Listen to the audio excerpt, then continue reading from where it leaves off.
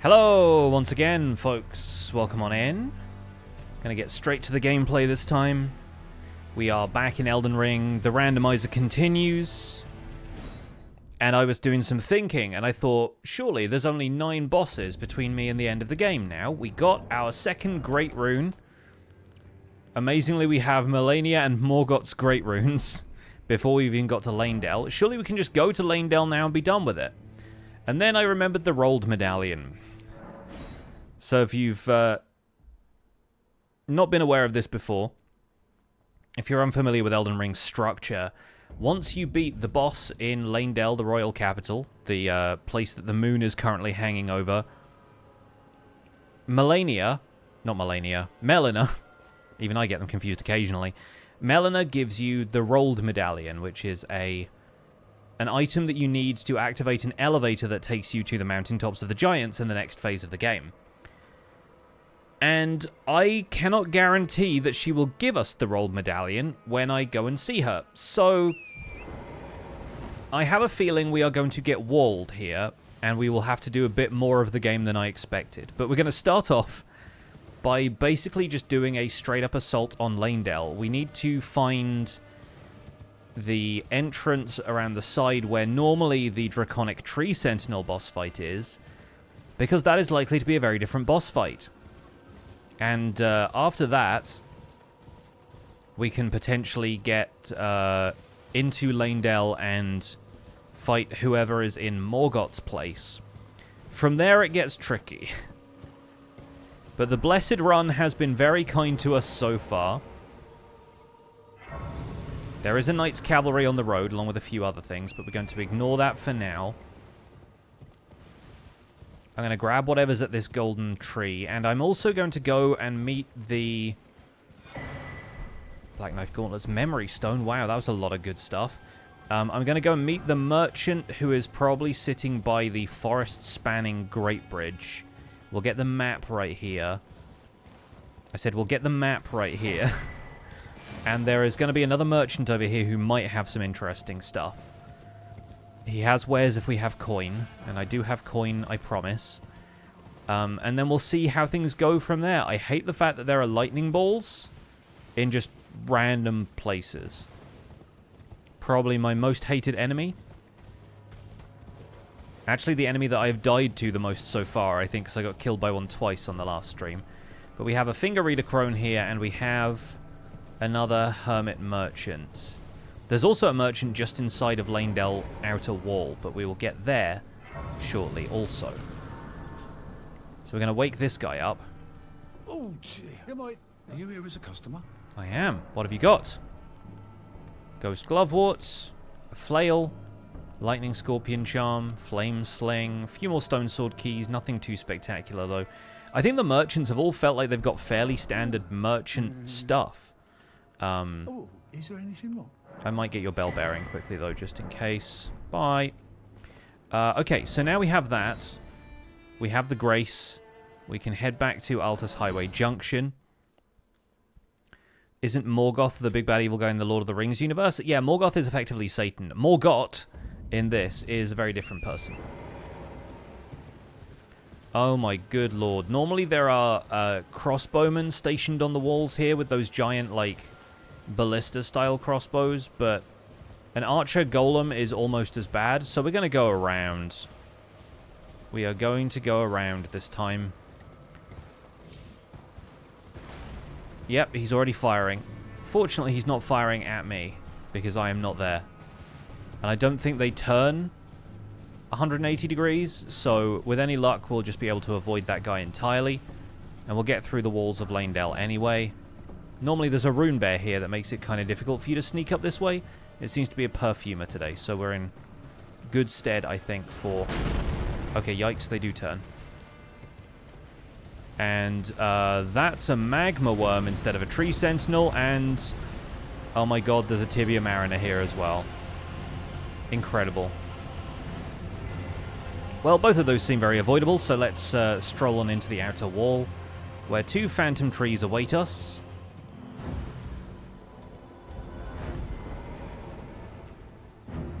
And the Tree Mariner Sentinel. Incredible, dude. I love what they've done with the names in this. They also seem to have done a pretty spectacular job of remixing the soundtrack. Well, that's useful. That we can use to invert the Liurnia Divine Tower dungeon and see what's there.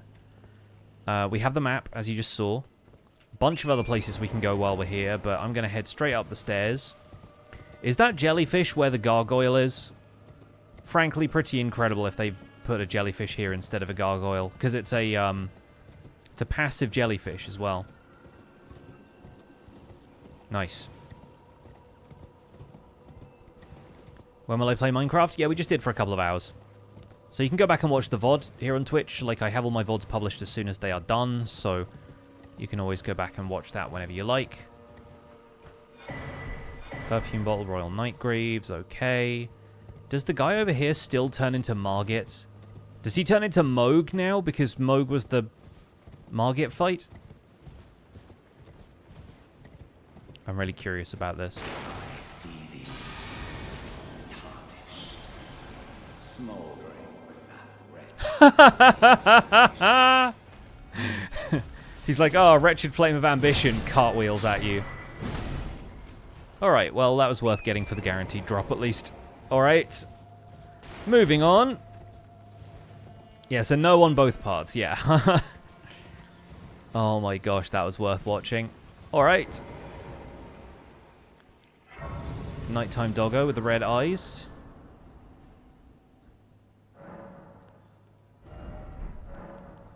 Melna will just say the Erd tree is close. We know that dialogue pretty well. There'll be a few items here and there. +7 spear. Who drops that? That's an NPC, but I don't know which one. Oh, that might be Patches. I'm pretty sure that's Patches. Fights with a spear, doesn't he? Get cartwheeled on. Yeah. That means there's a regular Morgott enemy somewhere in the world. Yeah, probably. That's going to be kind of wild if we run into him. But there's so much of the world that we're just not going to see. Hello, pests.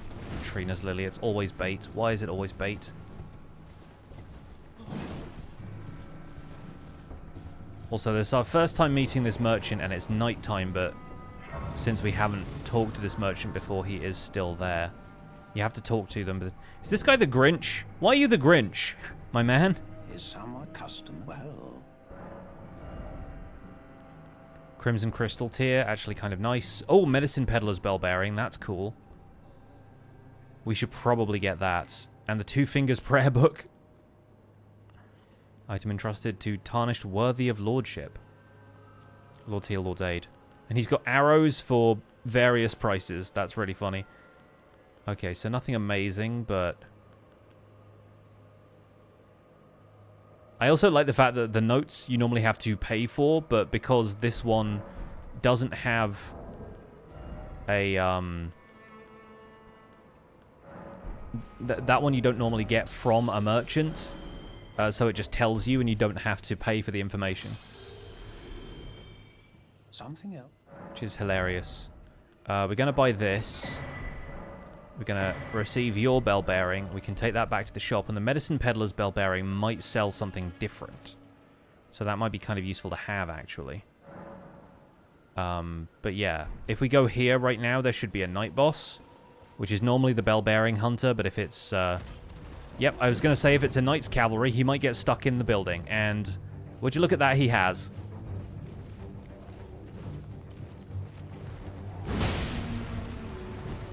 So we can cheese this pretty good, I think.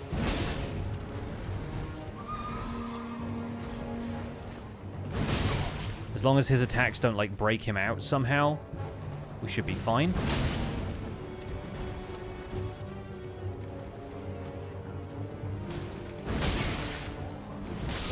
Oh, okay, or he just hits me. Should probably keep an eye on my health, because this guy does pretty decent damage for this area.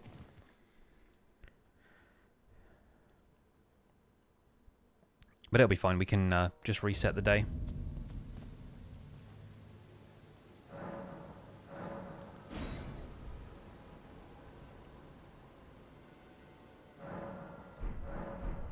All right.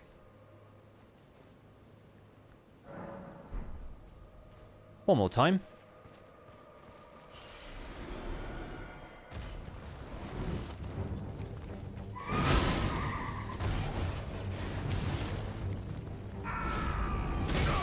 Okay. I was wondering how close I could get with that. Turns out not very. And it only affects the horse because the horse is the one on the ground. That's also worth knowing.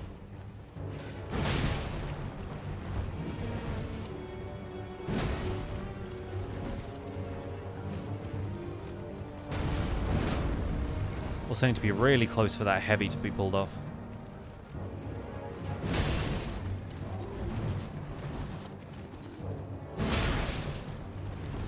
Mutual jumping strikes. The other problem is once we kill the horse, the Knight's Cavalry, I think, becomes just a melee fighter. So once he's below half health, he'll probably be able to get out of here.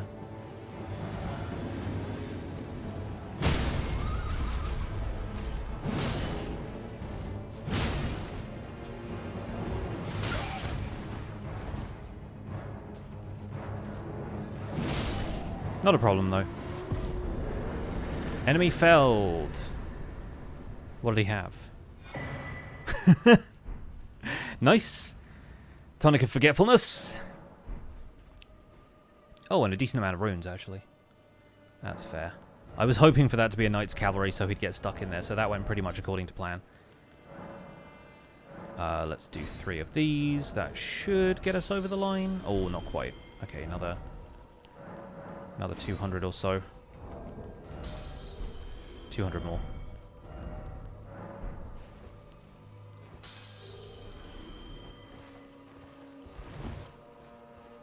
Tonic of Forgetfulness. Wait, did I just fight someone?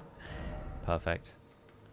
Let's up the endurance, because I really want to be able to swing this axe some more. And let's make our way in towards the city. I'm really dreading who the Draconic Tree Sentinel might be.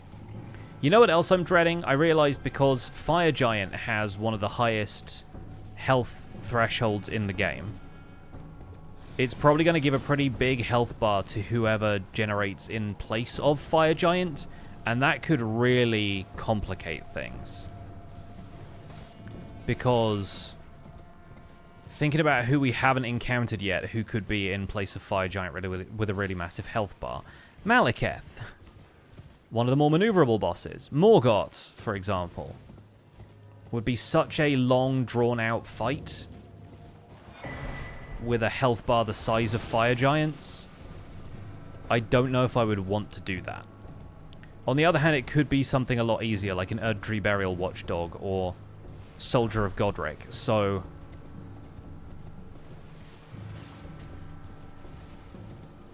what I'm saying is there's a chance.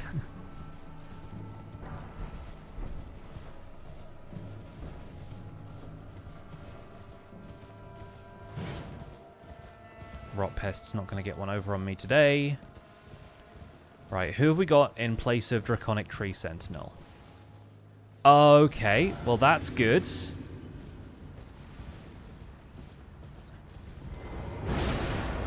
Draconic Maggie.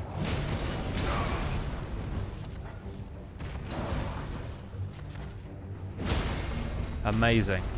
This could not have gone better for me. What a roll.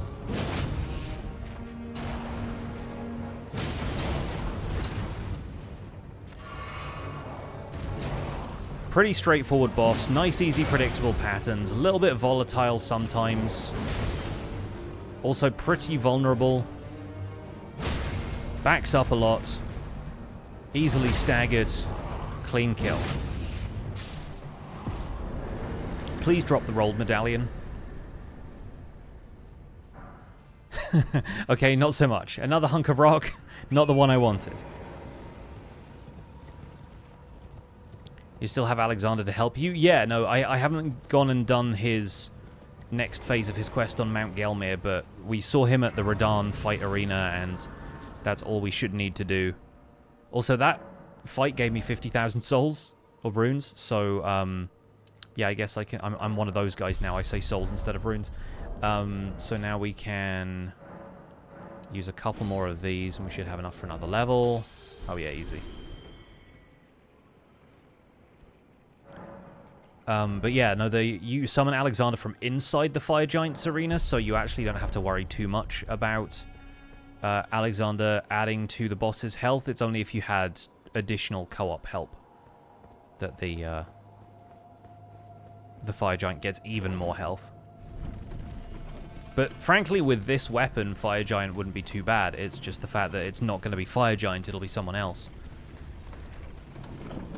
Yeah, his summon sign is like just inside the arena, basically. Oh, that's good. That's something I could have used a while ago, but I'm happy to have it now. That's something I care very little about.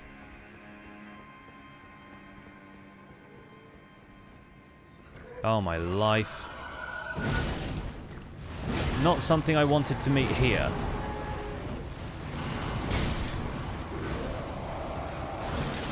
Happy for that guy to explode and deal extra damage to this Royal Revenant who is just chilling here. I swear some of the, like, the static, passive enemies that they put in these corridors are just to create enemy placement for people who want to run a randomizer. I swear that's why they are there. Because most of the time it's just commoners who kind of sit there doing nothing. But a Royal Revenant there is chaotic as heck. So, well done, Randomizer. My utmost thanks for bringing here, and thus I shall farewell. I shall leave. I wish you luck. You have fought long. I have no... Cool. Who is in the place of Draconic Tree Sentinel? Demi-Human Queen Maggie. So, very easy fight. We had Draconic Maggie. Alright, and here is where we find out what it swapped all of the Erdtree envoys for. Which is a mix of good and bad, I'll say. This guy with the longbow is in exactly the right place. We'll get whatever this is, but it's not likely to be anything interesting. At this point, I'll take all of the runes, because at least those are guaranteed runes. I'll take the stone sword key as well, gosh. Why is every enemy a flower now? That's very funny to me. Extra aggressive demi-human because it's nighttime. I'm actually going to go down this way because there's the possibility of us getting some really interesting items if we go through the building, and the room that's normally absolute hell down here is probably not going to be too bad, famous last words. Plus I can crush stuff with this axe, so the Omen Lion might be a problem. But he's stuck on a ladder or something right now, so Fire Prelate on the other side of the room also might be a problem. Ow. Yep. Bad lady. Blood loss after I died.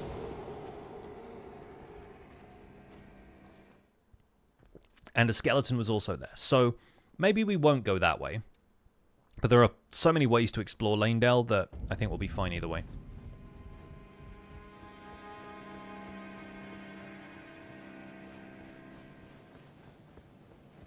And I don't think I had that many runes, so we won't worry about it. Let's go this way this time.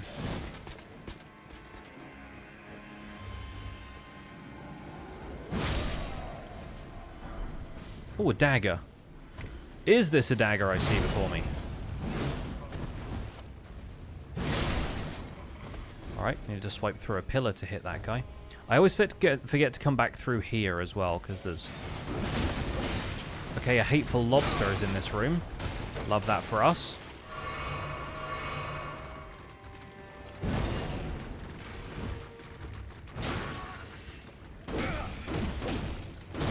So glad I came in here. So glad.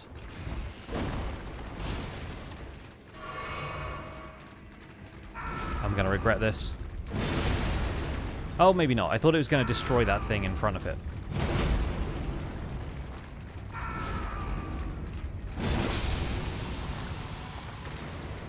Worth destroying my FP bar for. Oh, and we got a stamina medallion. That's actually honestly really nice. Anyhow, back to where we were.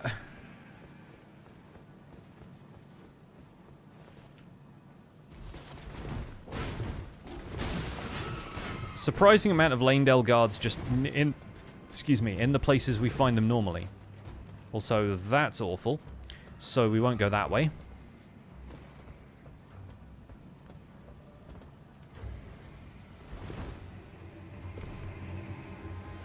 Hey folks, Yeti here. Oh god, there's a rune bear.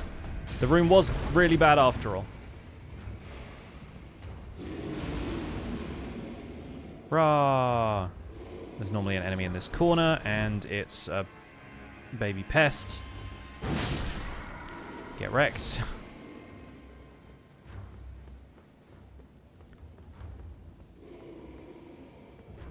Just trying to remember all the places that you see items around here. There's obviously going to be a ton of stuff in the sewers as well, but... This guy is in place of an Erdtree avatar that spawns here and drops guaranteed items, so... I guess I'll take his trousers. That's probably not going to be anything.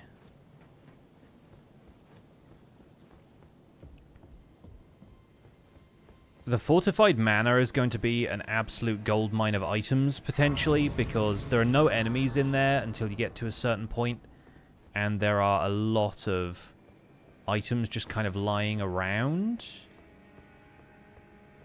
So I think that's going to be a good shout for where to go. Obviously, there'll be plenty of items in the sewers. Oh, shout out to that wolf.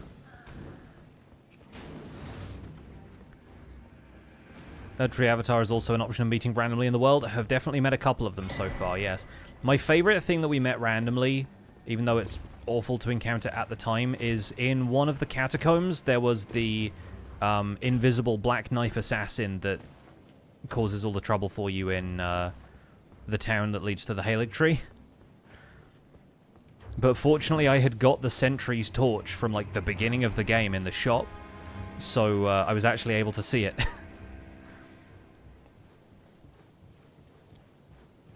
Which was amazing. Is that another flower? There are so many flowers in this game that it just is just able to put a bunch of them everywhere.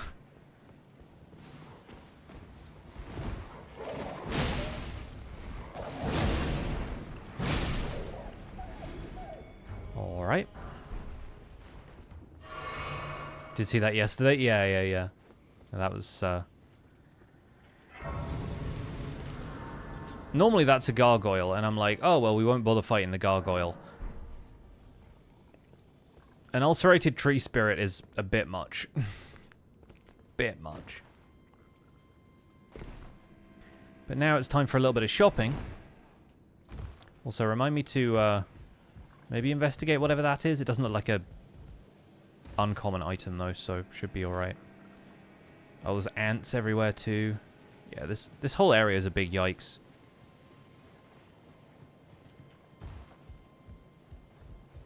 Let's grab this. Nice. Okay, those are almost in the right place. A little bit to the left, maybe.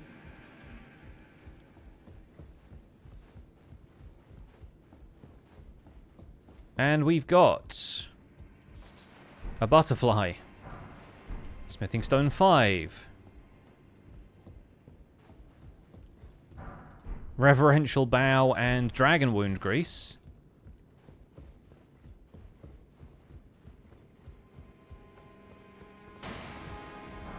Stanching boluses.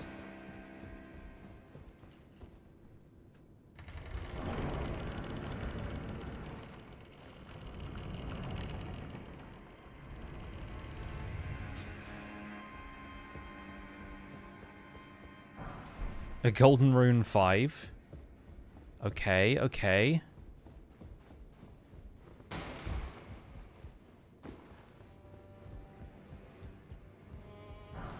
Omen killer long gloves.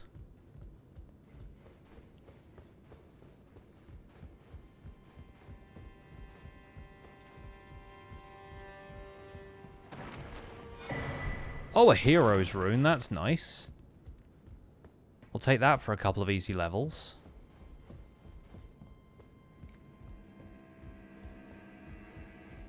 Your actual dung eater. Somber 7. That's going to be really useful if we can get a 6. I think we're up to 5, aren't we? Yeah. I don't think I have a 6, though. Yeah, I've got 7 and 9 now. So I need to find a 6 somewhere. Got to check merchant stock for that.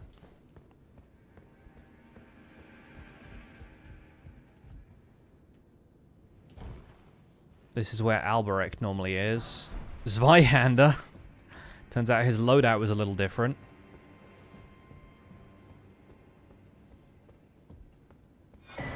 A rune arc.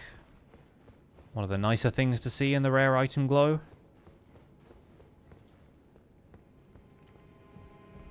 This painting will be something different as well.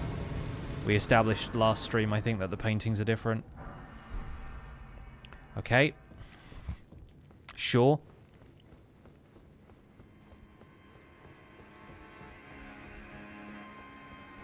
Is there anything out here? I can't remember. If there's something like under the stairs. Oh no, there's an item up there that's not really anything worthwhile. In here, we have this. Ironic, considering you need a stone sword key to get into this room. Where there, I guess, are a couple of enemies.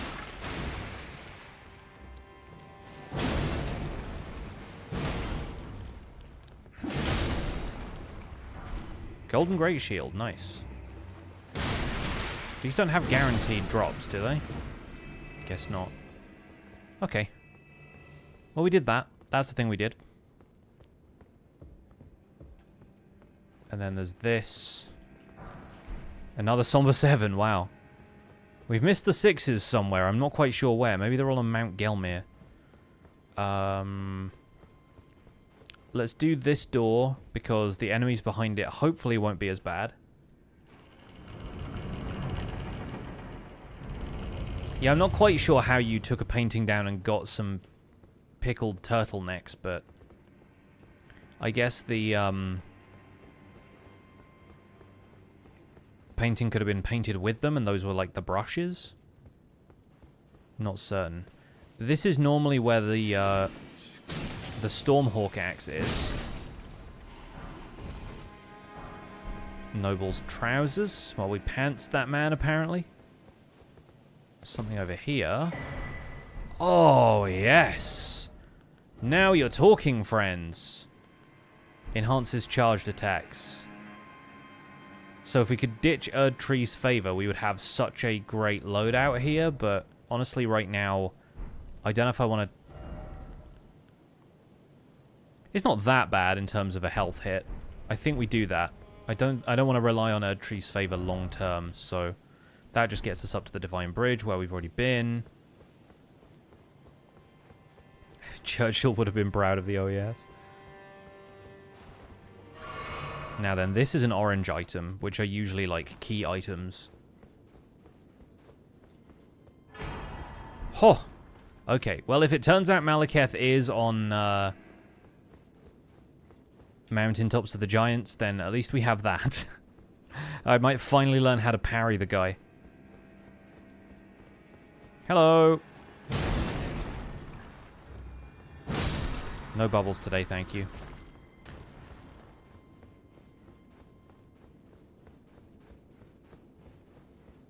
The dog, not the politician. Thanks for clarifying.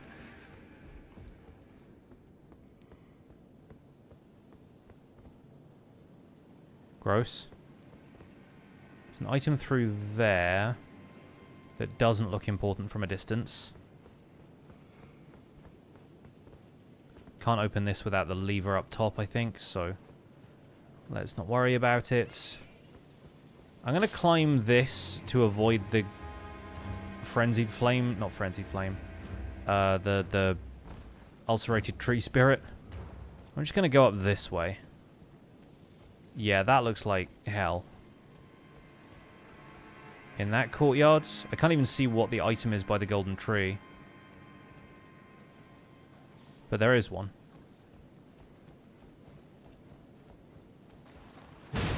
Weird that they have skeletons guarding the Erd Tree. Bye. Should also go up to the Colosseum, because there's a couple of items up there. But for now, let's not worry about it. I'm also kind of curious what Goldmask is wearing, considering that we found Jaren yesterday wearing Goldmask's mask. And we're now coming full circle because we're about to enter the arena. My most hated and feared enemy.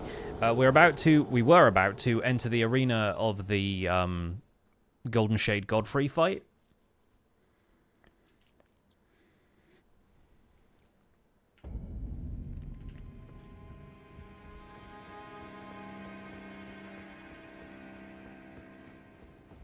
And so that's normally where, where that fight would take place. But we found him in Stormvale Castle instead of Godric, so Golden Shade Godfrey is going to be very different. How different, though, remains to be seen.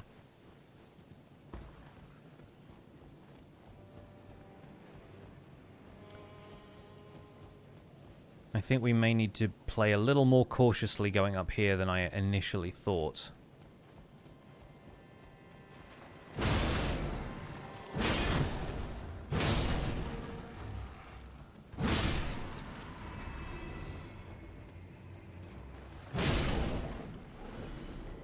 Where even is that lightning ball? Oh, it's like right up there. That's awkward.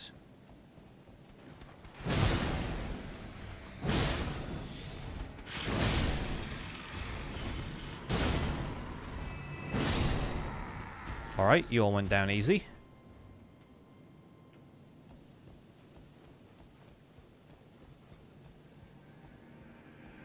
I might have to, like, tank and chug through it or something.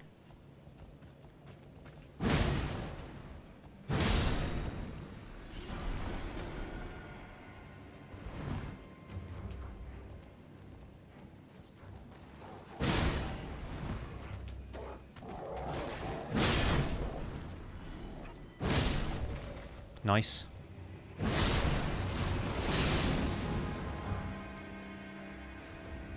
Not appreciated, but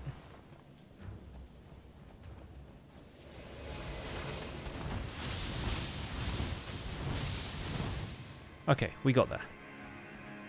Oh, now.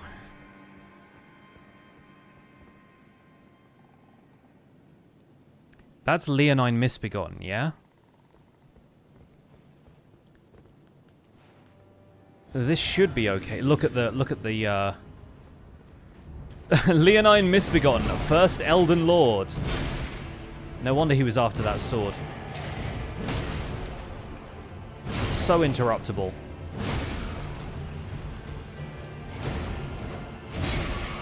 Hits pretty hard.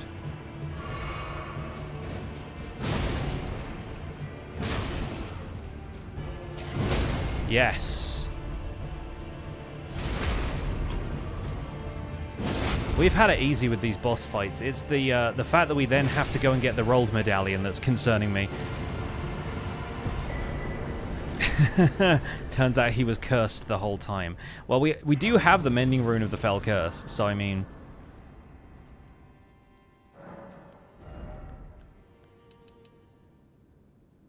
Yeah, let's get up to a decent amount of HP, considering we just dropped the Erd Tree's favor.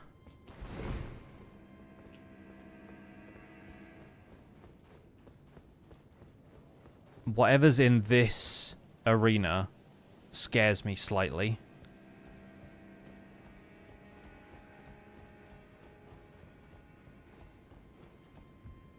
And we're going to have to get whatever that is. Because it's not going to be as optional as usual.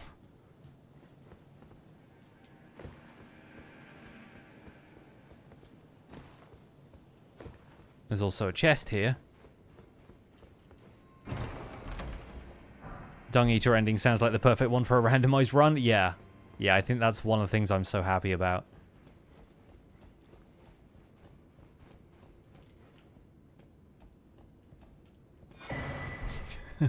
Of course. Of course it is. Why would it be anything else? Foul tarnished. Oh, well, an Omen killer instead of a Black Knife assassin is pretty funny. Once again, pretty interruptible enemy.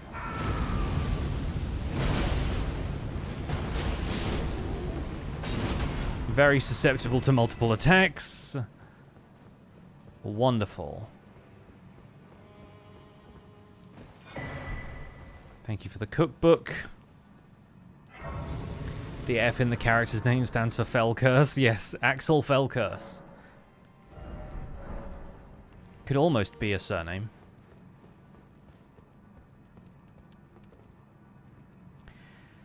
Well, I wonder who's in this arena.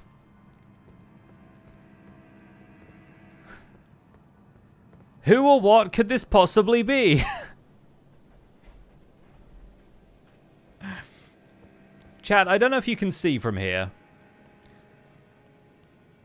I don't know if you've noticed who that is.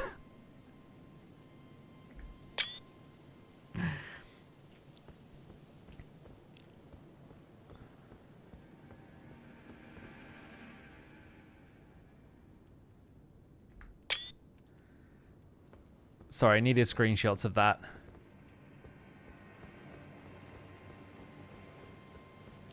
We may as well just skip the cutscene at this point. I like keeping the cutscenes in for suspense, but there's absolutely no suspense with this one.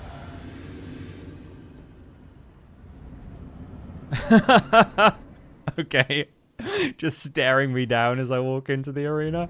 Oh my god. Fire Giant the Omen King. Let's go. It is going to be refreshing doing this fight when he doesn't have the health bar of a freaking howitzer tank. Or whatever the heck a tank is. I don't know tanks.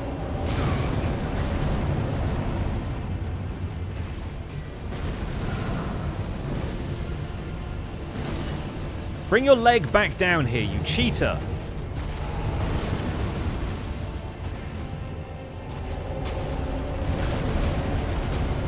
Oh, dude, him trying to run around this arena with the rolling and stuff is absolutely cursed.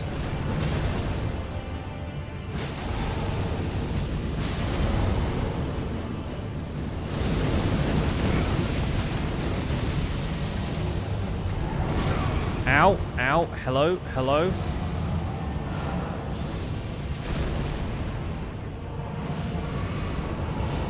The question is, what does this do about Phase 2, considering that Morgott's Phase 2 is not a transformation with a mid-fight cutscene?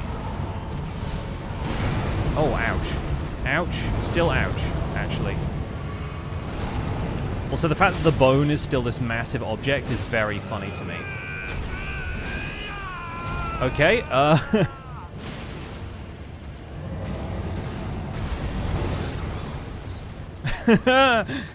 I love the idea that the Fire Giant is saying all of this.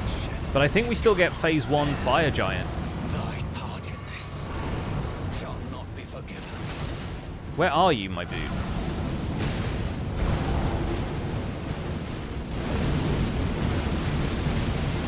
No idea how I dodged that, but somehow I did. Got lucky, I guess.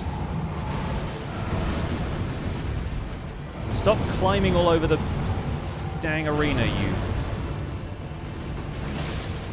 absolute menace. Oh, I had no stamina left to roll that one. Fire Giant, the Omen King.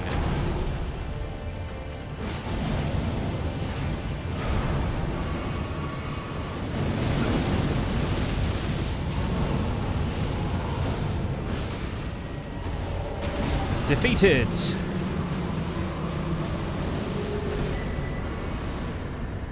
And a memory stone and an imbued sword key were our rewards. Not bad. All things considered, Morgott's body is over here where he died. Rip to a real one. Defeated. Yeah, no, he's defeated in the first phase of Fire Giant. The second phase, not so much. Imbued sword key is kind of nice. Yeah, that means we can go through one of the 4 belfries. I assume the one back to the starting area is going to make the most sense. Chapel of Anticipation, because then we can at least fight a boss while we're there, and there's a couple of extra items. Each of the others only has like one item, so it's not really that worthwhile. Unless those turn out to be key items, you know? And there's no way of knowing that. Maybe I shouldn't have deleted my game along with all saves. It's fine. Hello, You can always reinstall it. old friend. Allow me. You are prevented the thorns. So normally this is where she gives you the rolled medallion. My purpose. So I'd like to the flame then and guide you. So what we're going to do is grenade jump ourselves up mountaintops. That's what's going to happen. Cool. Thanks, Mel. Pleasure as always. So let's boost some of this a little bit. We also probably need to start putting points into strength or dex just for a little bit of extra heft on the weapon, but honestly, having two-handed sword talisman, axe talisman, raw medallion, and warrior jar shard, we're pretty much stacked for whatever we do with this weapon.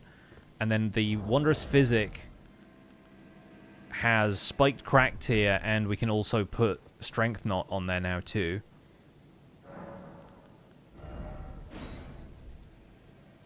Which I might, because Thorny is not going to help us much. Opaline and Speckled are also kind of negligibly worth it. But for now, at least, we can make it to the rolled route. However, we cannot make it any further. Because once we reach the Grand Lift of Rolled, we don't have the Rite. We don't have the Medallion. So, at this point, I think we will get to the Grace at the Grand Lift of Rolled, just in case anything on the way drops the Medallion. But after that, it's just going to become a guessing game. And we may have to go all over the map in order to find it. I think there's only a couple more merchants left. There are a lot more bosses. And there are a ton of other places it could be. I don't know if the randomizer has any rules with regards to where it places items like that. Like whether they're guaranteed to be boss rewards or if they're guaranteed to be something else. God, with the somber 7s in this place.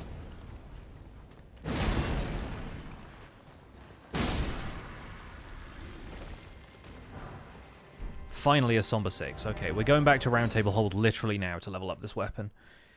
Love a visit to Volcano Manor just to see NPC outfits. Oh yeah, we will go to Volcano Manor.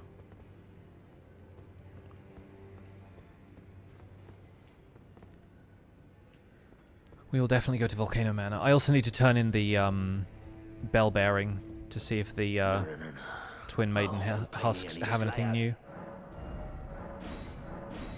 Okay, so now we need a somber 8. We already have a 9. She has a gift, so I told him indebted. It was all I'm sorry I love Roderica's outfit. She looks so good in that armor. Corin is still incredible. I've decided I'm off in so we may not if there's any. He doesn't have anything we can use. May the golden. He's off to see Gold Mask now. We might meet him on Altus just in case he has anything for us later. Dung Eater is posted up in here. So the Medicine Peddler's Bell Bearing is going to get us what exactly? I think that's the stones that we have here now. Cerulean Cracked here we already knew about. Gelmionite's Armor. The Flamberge. Yeah. Okay. Well, if we want to buy Boiled Crab, we can buy it from them. We can also give them the Smithing Miner's Bell Bearing, which I think has just added these bones and an egg. Or it might have added these, because I don't think those were there before. The amount of weapons on display is incredible, though. The ringed finger, the candle stand, stuff for the avatar, that's all very funny. And I guess we'll hand in the rest of these, but we've met all of these merchants, so we know what they sell. And they're all just in here now. I will just check that none of them had the rolled medallion and I just missed it somewhere. No, that's the ruptured crystal tier. Somber 4, which we bought. That's all good. That's all good.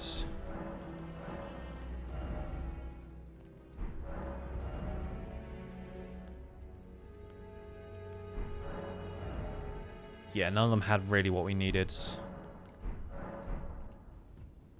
Well, we know who else has medallions. We could always go and see, Ah, yeah. I wonder if he's in his study. If you haven't, all father is, I'm sure, talking. It's about I'll see you again. We can always go and do Albinoric Village. Because we also don't have the Halig Tree medallion. But I think what we're going to do, we'll go back to here, we'll make our way to the lift, we'll get the grace there, and then as soon as we find the medallion, we can just teleport straight there. Yes, the merchants all have randomized drops. Within a certain, like, there is a bias value that you can adjust when you set up the randomizer, and I think that might actually keep the merchant stock somewhat similar to what merchants normally sell, because they've all been selling stuff like arrows, crafting ingredients, boluses, smithing stones, and occasional wacky items. But I think they're not going to have, like, great runes or super significant items. I think the one on Dragon Barrow had the weirdest thing, which was the left half of the Dectus medallion.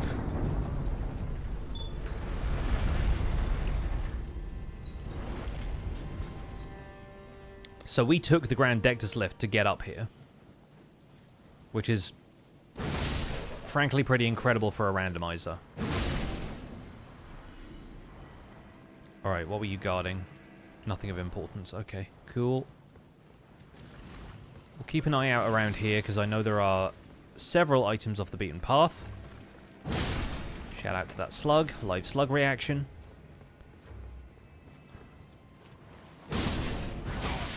This is normally some sleep grease. Instead, it's a prattling paste this time. And then there's an item behind this, which looks like nothing, but we'll get it anyway. Yeah, okay, that's just a flower. It's all good. Man, the shot bells that you normally get from killing them. Oh, no, the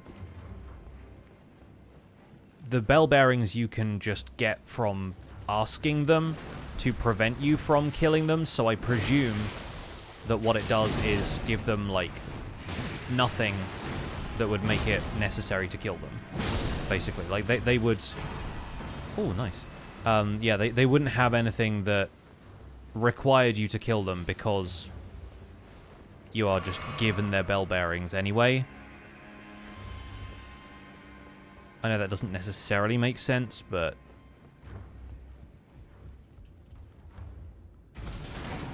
we can try killing one of them later and see what happens. Maybe that is why you get their bell bearings, is because killing them would give you something different, but I don't think that's the case.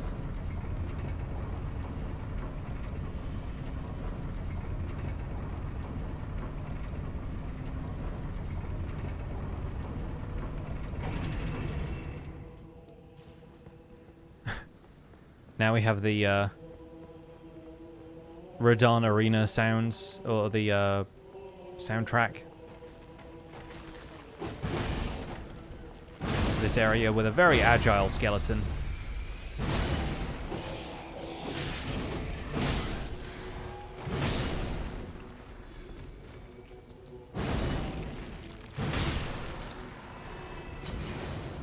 Shut up, you.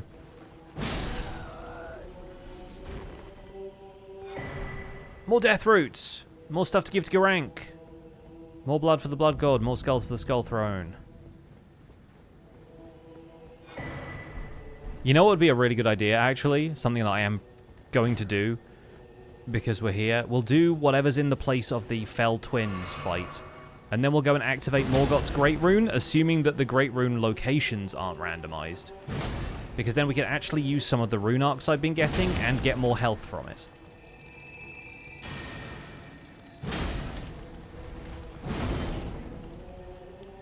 And I would be entirely in favor of having more health. Shared order, nice.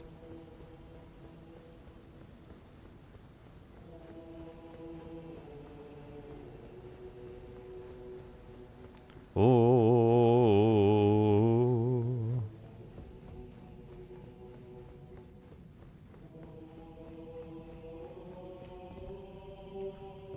It's an Erd Tree Burial Watchdog. Amazing. I'm going to quickly get the Grace down here first. Yeah, honestly fitting enough. I agree. Actually fairly appropriate music for this area. We also need to see what's in there. We can do that on the way back up. Slightly terrified that the bell-bearing hunter is just going to be out here in the fog instead of the knight's cavalry. There are 4 bell-bearing hunters, and each one has more health than the last.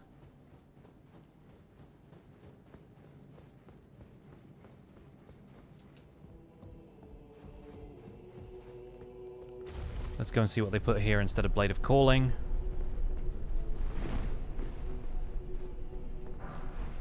Golden Rune Smithing Stone.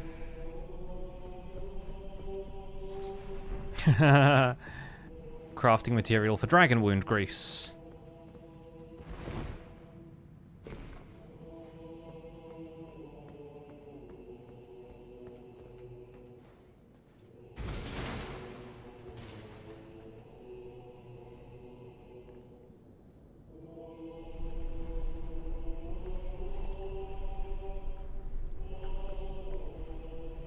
Love this Arbalest run so far.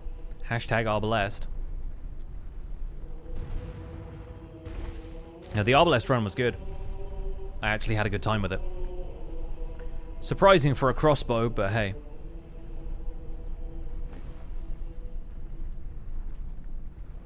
Axe of Godfrey has been really fun to play with.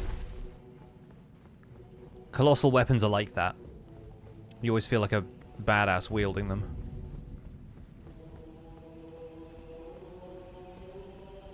So I'm hoping that that doesn't just stay there. Oh no. It's Apostle. But it's just Apostle, right? This isn't Godskin Duo? They didn't put another duo fight in place of Fell Twins?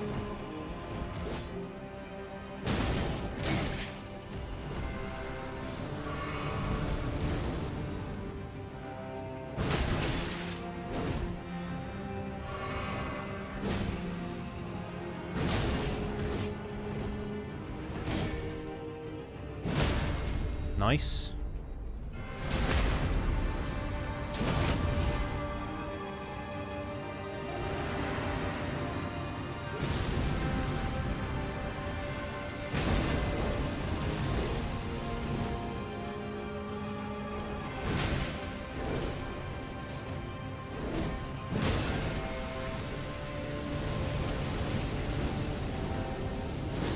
Don't want to be in the middle of that.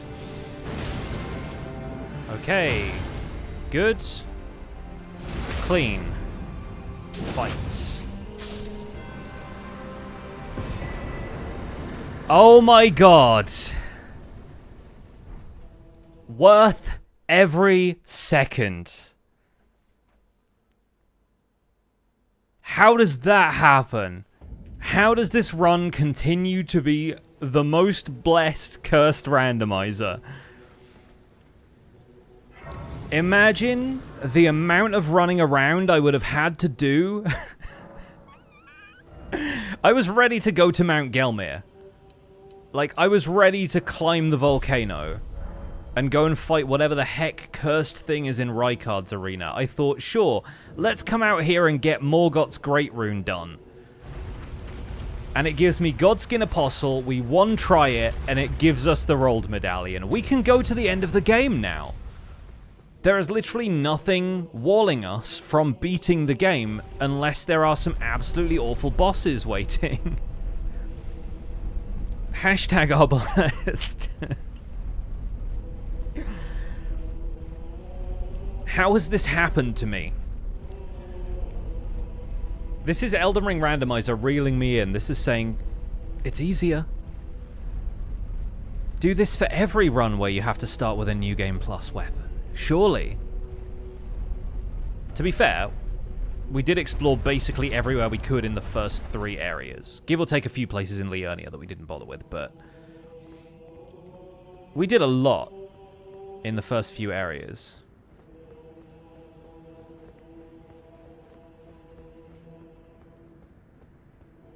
And it is still Morgott's Great Rune.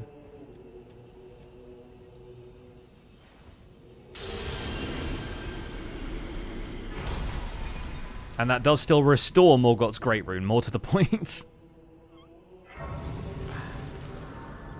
See you later, Ginger. Have a good one. Thank you so much for stopping in, as always. I can't believe it, guys. Like, Fire Giant was a throw. Like, that was a big swing.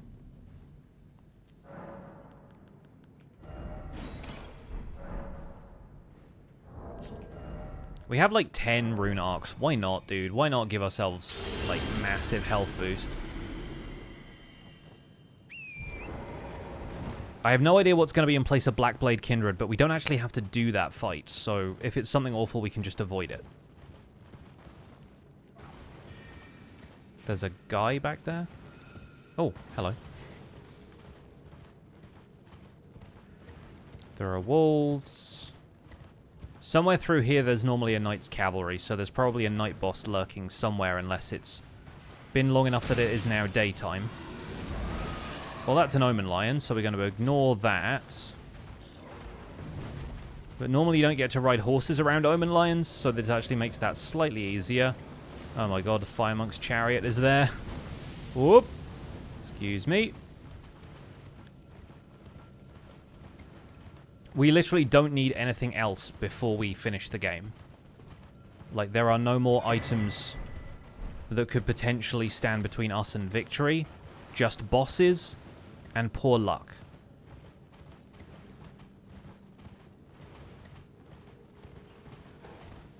Is that just a Tree Sentinel? That's a Tree Sentinel. Black Blade Tree Sentinel, no less. Well, I've never been happier to ignore a boss.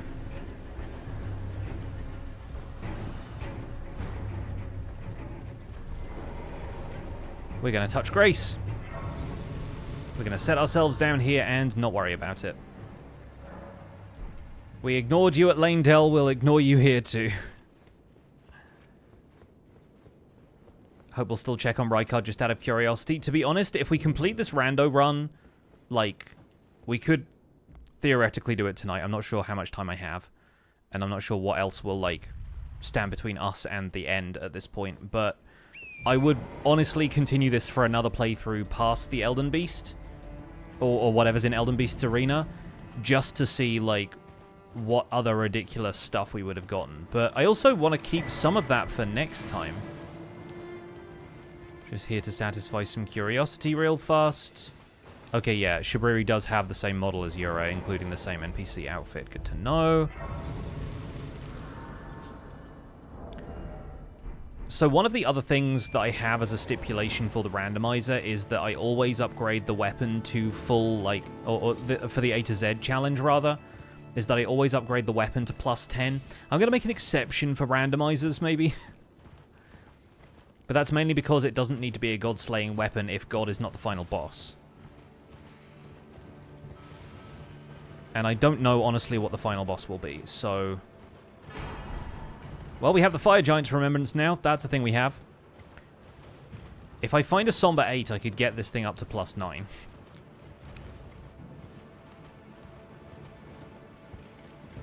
Oh, and we can run across this bridge without having to duck because there's not an arrow golem here. There's no golem archer this time. Yeah, this is a seamless co-op run with the randomizer itself. That's an amazing way of putting it.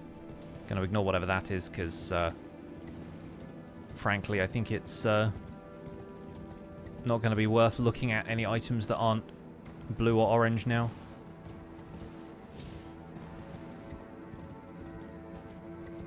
Like this one down here, for example. Peldrake Talisman, nice. Bit of extra holy resists. Honestly, all the golden runes and stuff are still kind of worth having, but... And to be quite honest with you folks, when I was drafting the ideas for, like, Axe of Godfrey run accessories and stuff, this was basically my loadout. I was like, two-handed sword talisman if we go to the DLC, raw medallion for the raw breath attack thing, axe talisman sounds good, warrior jar shard is actually great.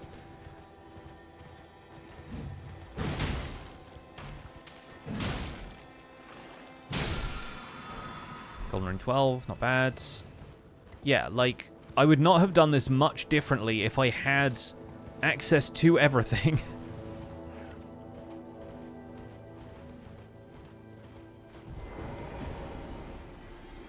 Currently watching someone's video of functional Elder Dragon Greyoll boss, wondering just how beefy their PC is. Yeah, I've seen those, and Greyoll is just too big. It's, like, game-breakingly big.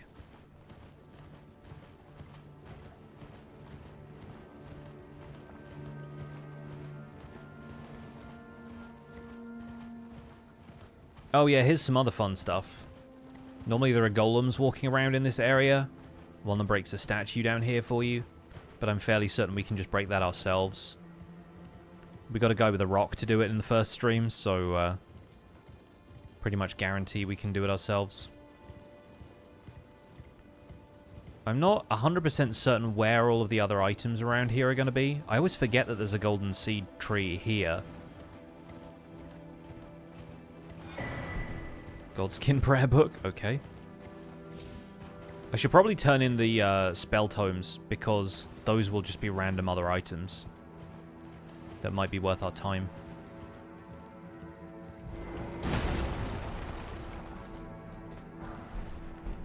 Kenneth Height's robe.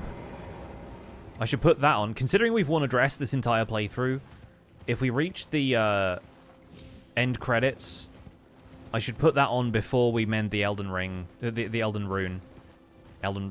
Before we mend the Elden Ring with the Fell Curse rune, because that'd be really funny to be like in the ruler's robe on the throne, but also it be Dung Eater's ending. Gee, I wonder where the dragon is around here.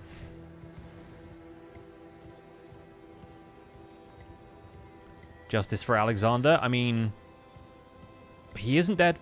Not on this playthrough. Okay, there are 2 dragons, neither of which is Borealis, so not looking forward to this.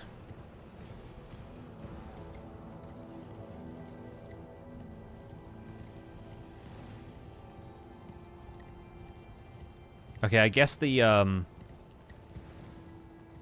thing of spawning a dragon in doesn't actually happen if Borealis isn't there. Just gonna snag whatever this is. Excuse me. Oh, I think I already have one of those, don't I? But I suppose you can buy them from a merchant. Forbidden Lands is for no reasons literal hell, yeah. I mean, anything in the mountaintops area, consecrated snowfield. Oh, I was really hoping for a Somber. Oh, Somberstone Miner's Bell Bearing, though. I forget if that's the one that gets you... I mean, it's probably going to get us different items anyway, because this is a randomizer, but some of the Bell Bearings have actually gotten us stuff that's related to the weapon, to the Bell Bearing, to the, you know, to the category. So let's find out.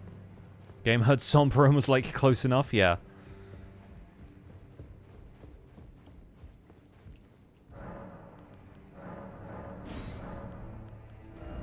Yeah, see, it does add them. It's not the ones we need, because we need the one from... I think there are 5 of them, and one does 1, 2, the next one does 3, 4, the next one does 5, 6. So we just turned in number 3. If we find number 4, then we might actually be okay. Have I done Mohg yet? Great question.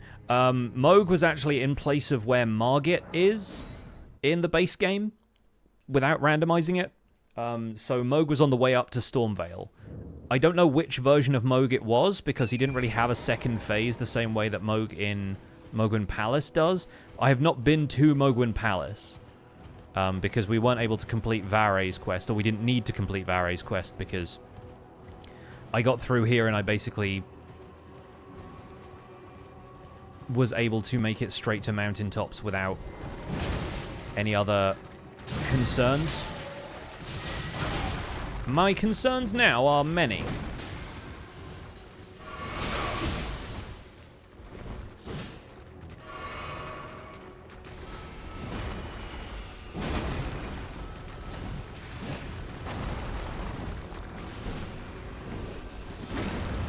God, the lobsters are the worst. I'm actually going to leave. Much as I want to investigate this grave site, it doesn't look like there's anything too good there.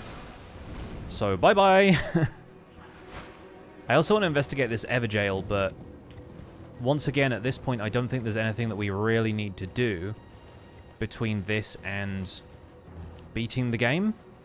Unless we feel like we're short on certain items and can do with, you know, more flasks if we're trying to farm, like, for Sacred Tears or Golden Seeds or whatever. But, like, if we don't run into anything too difficult between here and Elden Beast, we can just steamroll.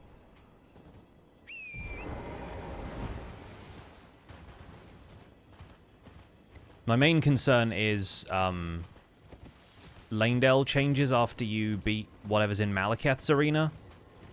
And so I wonder if changing it to Capital of Ash would lock us out of maybe certain upgrades. But we've not really done too much around Lanedale that you can't... Like, you can still get to the sewers and everything before the final bit. So if we really need to, we could explore that. I just don't see there being anything that we actually need to get unless the final boss is something like Melania. It's like a brick wall that we can't possibly beat with a high HP threshold. Imagine replacing Radagon's Red Wolf with Snow Lobster. I mean, probably has happened to at least someone. We've seen a couple of the field enemies, Red Wolves of Radagon, but not the boss itself. It's actually kind of nice exploring this area without all the giants and wolves fighting too. The crows fighting. Because I feel slightly safer going to pick up some of the items.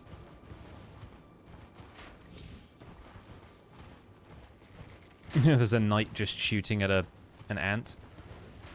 This is where we normally get invaded by Okina, so someone's going to invade us here. I'll grab the Grace first, just in case it's someone awful.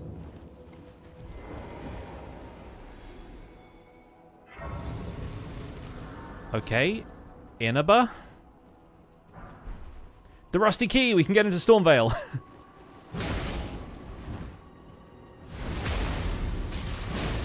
Seppuku. Interesting choice. Good fight. Freezing Grease, how appropriate. Freezing Grease. How appropriate for the setting. Yeah, the Rusty Key is timely. And by timely, I mean appallingly timed.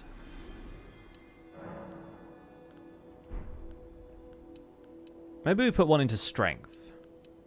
Or Dex. We'll put it into Dex.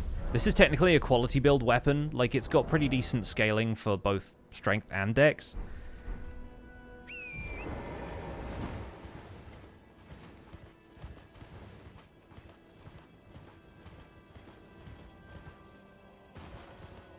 So,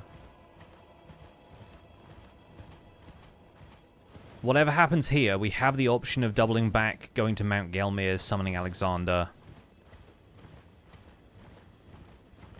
I have a feeling we are due for a curveball, though, so I'm going in here incredibly apprehensive. After this, there is just Godskin Duo, Maliketh, Gideon, Godfrey, Horaloo, Radagon, Elden Beast in the original game. In the unrandomized game.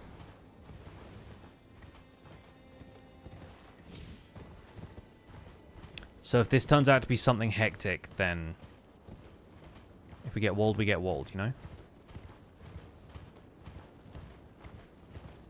Where are you? You're small, whatever you are. Surely not.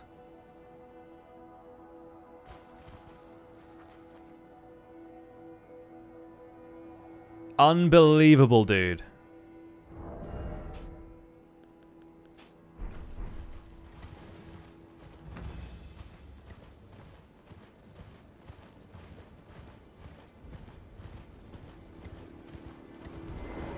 The fire mimic tier.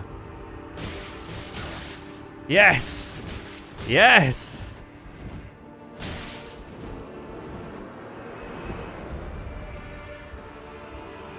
Where is my axe? Give me my axe! I had forgotten all about the possibility of mimic tier. I was the fire giant the whole time.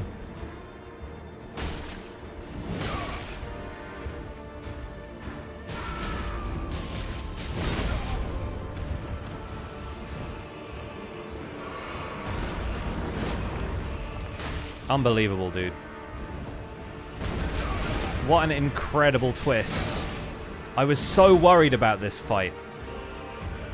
And then I saw nothing, and then I saw the blob. And then I saw my victory.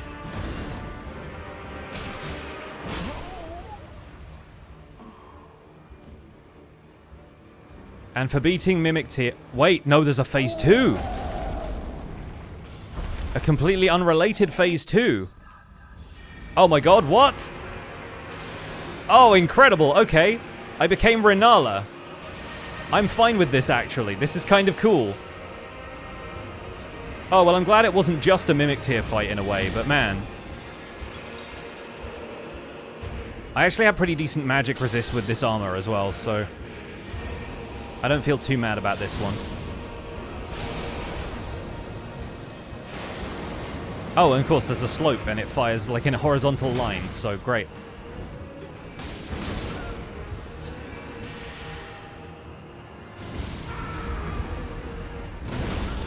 Oh, she gets tossed, I didn't realize. Amazing. Oh, and she still summons. And one of the wolves, I think, fell through the ground. That's weird.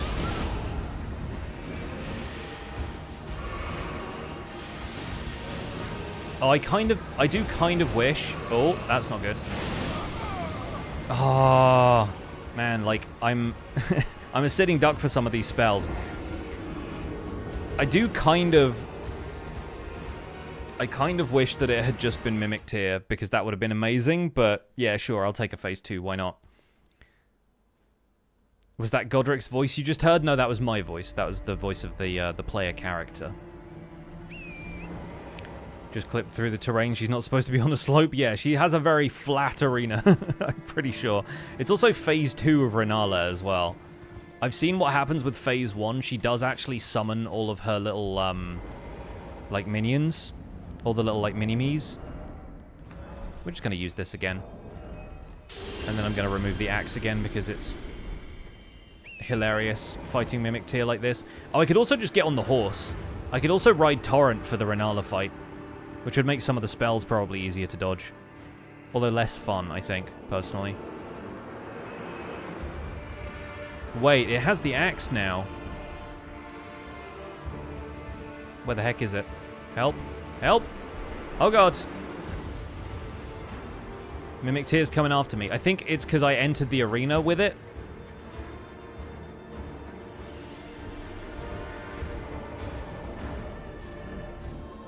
Yeah, the Mimic Tier chasing me down with my own axe is a concern, but, you know.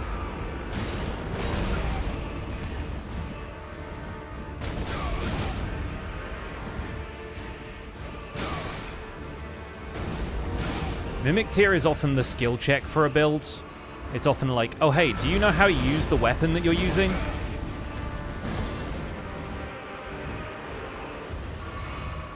And in my case, I think the answer is yes.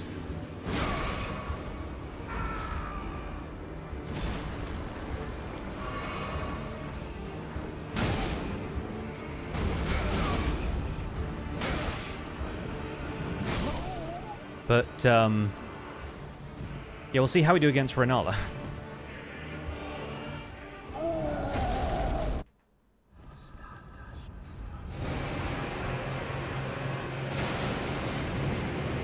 I think I probably stood up directly into a Comet Azure in that last one.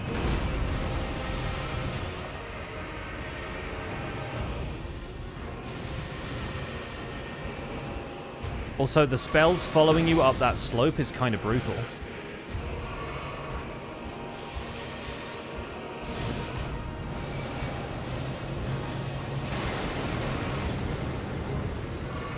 Having played Dark Souls 1 now as well, this is basically the Dark Sun Gwendolyn fight.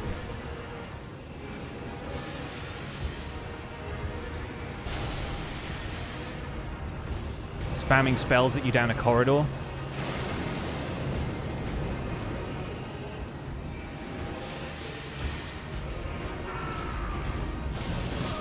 Yeah, okay.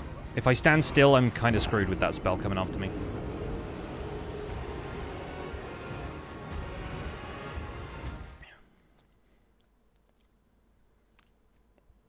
Okay. Renala is not the worst thing that could have happened here, but has been the first significant, like... Oh, wait, hang on. There's a vigor check here.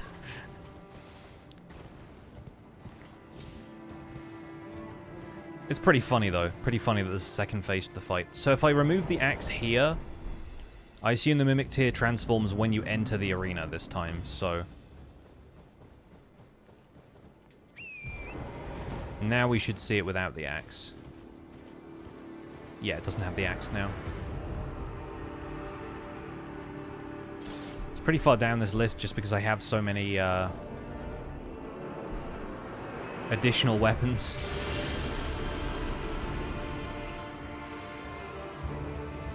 So now I don't have to worry about using flasks in phase 1.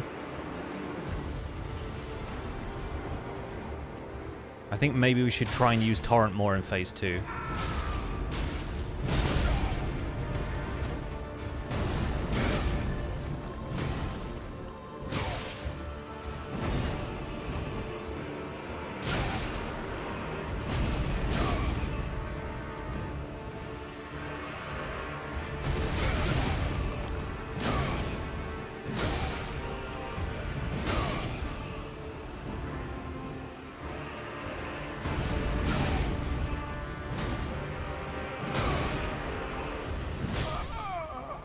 Okie doke.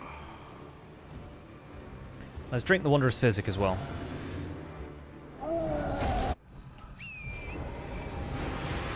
Okay, this is going to be a game changer, I think.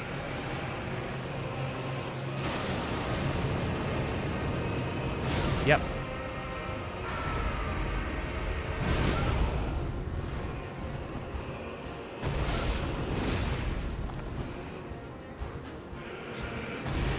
Oh, I was hoping for a stun lock. No! Okay, I can't recover from that move very fast. That's the other thing.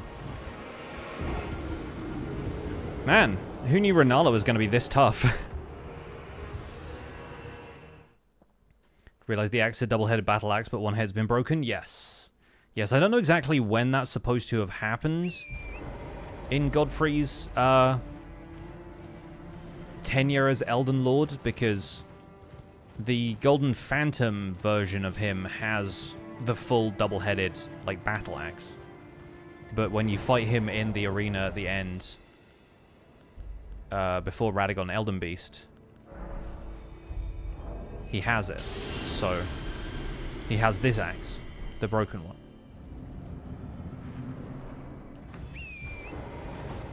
Okay, I think maybe for the Renala fight we just stay on Torrent. That seems like it might be the best plan.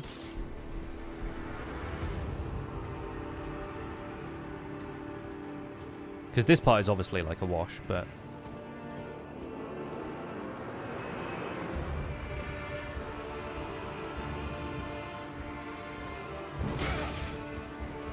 I'm on my way to my runes. Meet me there. Meet me there, bring your boys.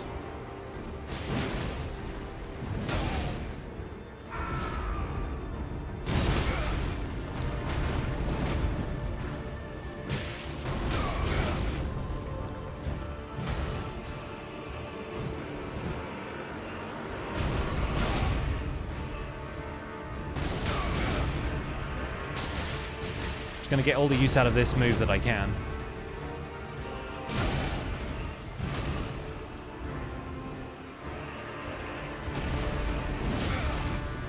Sweep the leg.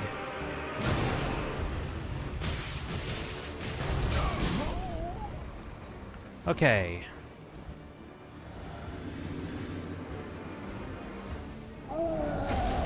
Supposed to represent the death of Morgott? Oh, maybe. It's a fun idea. I need to wait for her to start casting something big like Comet Azure so that I can get up on her.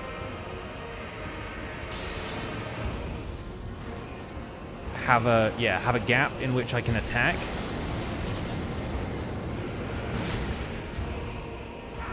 Get this done. Toss. Get in some extra damage. Ride the horse again. Oh, there's an actual dragon here. So fire has entered the Fire Giant arena for once. We are facing Fire Renala after all. Oh gosh. And Torrent is taking a beating.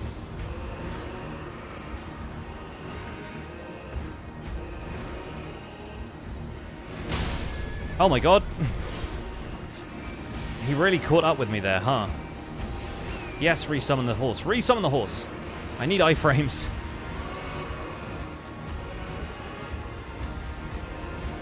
Battle music actually kind of working for me here.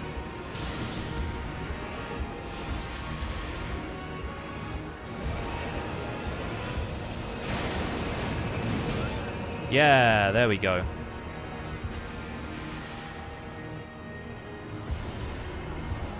Okay, now we have giants.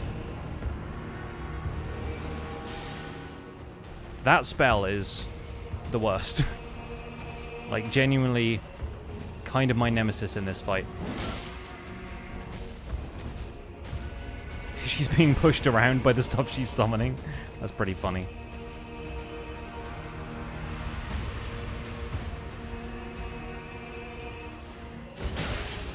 Oh god. Yeah, the Bloodhound Knight is brutal in this fight, turns out.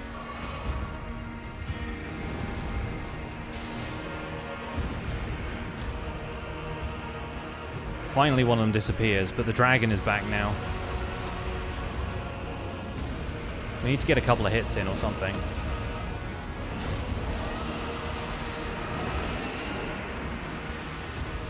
Actually having to play it kind of safe because she can one-shot me basically with one of those spells.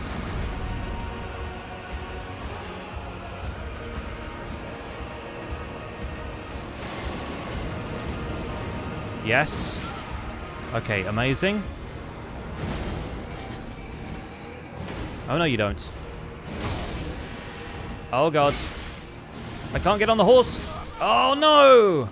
So close, dude. I dropped the entire strat at the end because I thought I could take her with a couple of hits. Okay, well. Would I say Elden Ring is a good first Souls game? Yes.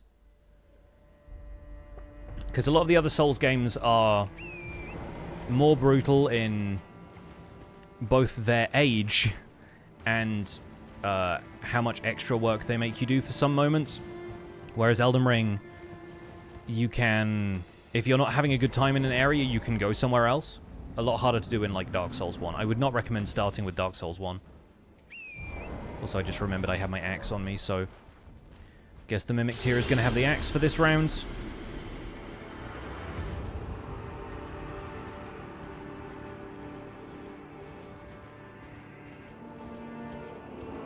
Was I not two-handing before? Okay, I'll check.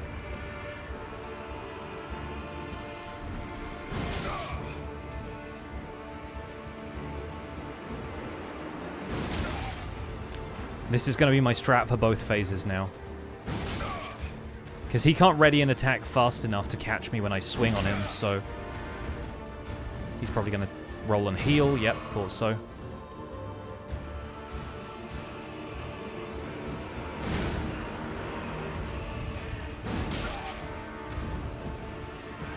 Sorry if the camera switch is kind of disorienting. Not a whole lot I can do about that.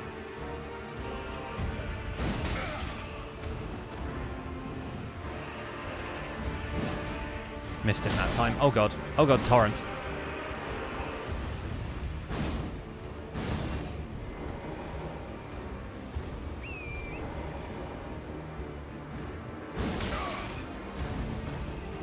Is that me? Yes. So there's a fight where you fight yourself, basically. You fight the Mimic tier, who is always a clone of whatever equipment the player has when you enter the arena. And the randomizer has put that here in the place of the Fire Giant boss fight. Which is why this takes place in such a large arena. Completely unnecessarily. That's the Fire Giant. Ignore him. He doesn't exist. This spell, on the other hand, does, and that's a problem for me.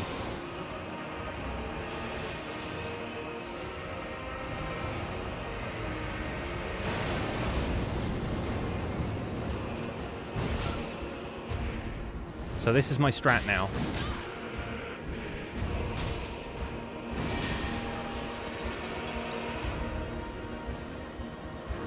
I need to make sure I let Torrent regain some stamina so that I can dodge away from stuff.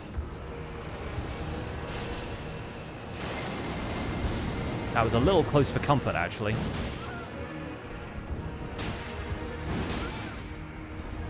Okay, I might actually be able to stun lock her like this. Almost.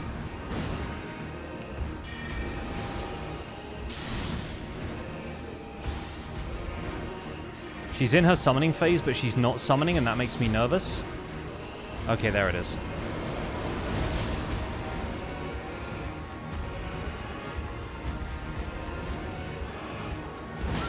Okay, one more hit and we've got her. There we go. Thank heavens for that. Thank you, Torrent! The Smithing Stone Miners bell bearing this time, not the somber Smithing Stone Miners.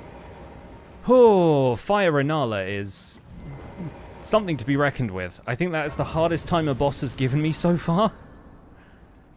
I hope that's not a sign of things to come. But once again, famous last words, right?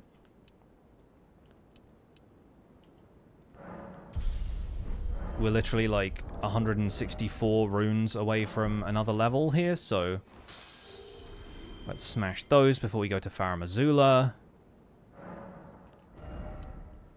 And maybe some endurance. So we're level 81 right now. If we can make it to Elden Beast, that would definitely be the lowest, or like the Elden Beast Arena, would be the lowest level character I've ever taken that far in the game.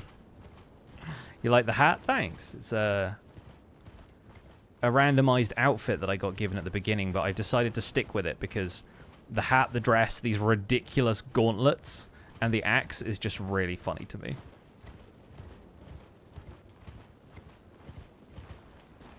One thing I am slightly disappointed by, and I kind of hope that the randomizer still has in store for us, is we haven't fought Soldier of Godric yet. And so if one of the last 4 or 5 bosses in this boss rush segment is just a Lanedale soldier, not even a Stormvale soldier, like a Limgrave soldier, that will be kind of incredible. Max Meister, thank you so much for that tier 1 sub. Brand new sub to the channel. Enjoy your emotes and your sub badge. Welcome to the Pixels. Happy to have you with us. Elden Soldier. I have long observed the lands between. The funniest thing and is, death. Are you to commit? Very well. Let my hand. The randomizer kind of played along with the community meme that Soldier of Godric is Soldier of God, comma, Rick. And so whenever you meet him, it's always like adjective Rick, or it's like Rick, first Elden Lord, right? So potentially we get like Rick the Black Blade, or possibly Elden Rick.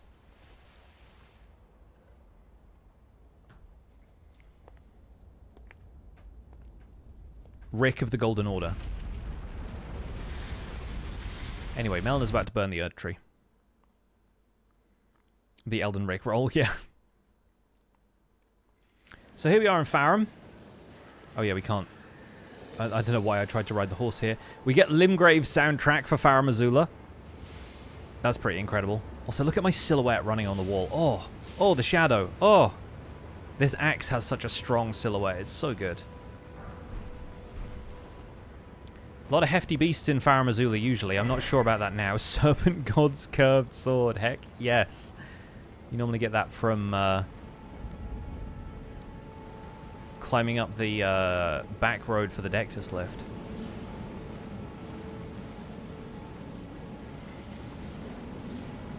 Alright, it's going to ignore most of this. If it'll let me ignore most of it. Oh god, the dogs.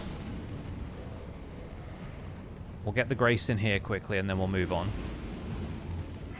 Oh, here's Rick.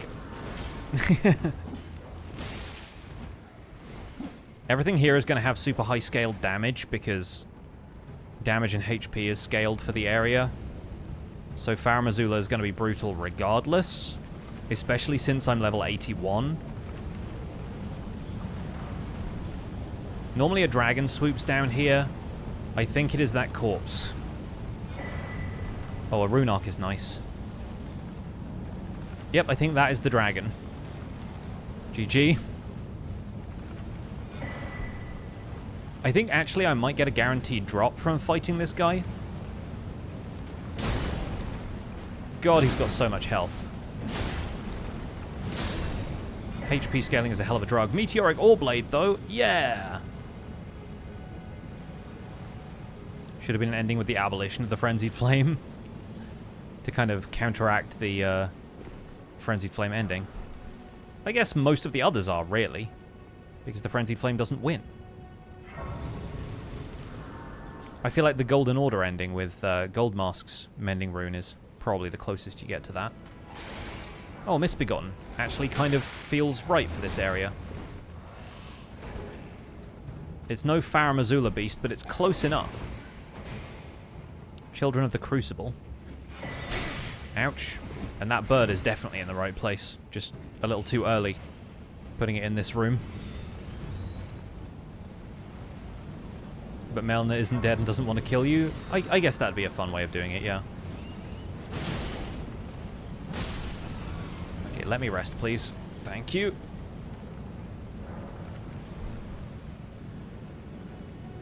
Gee, I wonder what's over there. So there's a couple of Azula Beastmen who, like, ambush you if you go up there. I think one of them is now a lobster. But, you know, either that or there's a seafood buffet in that tower.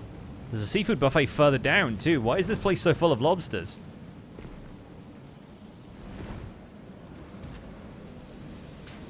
Why is Farum Azula now, like, Lobster Town? Oh, I'm not going to enjoy this part.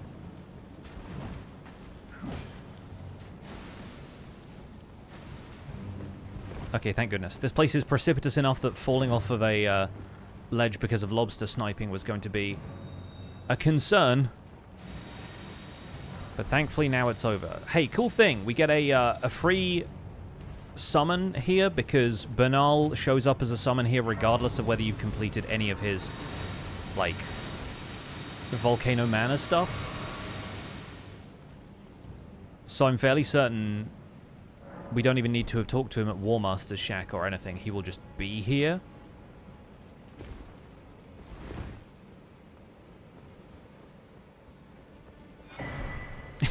The knife print clue. I think we're a little past that, don't you?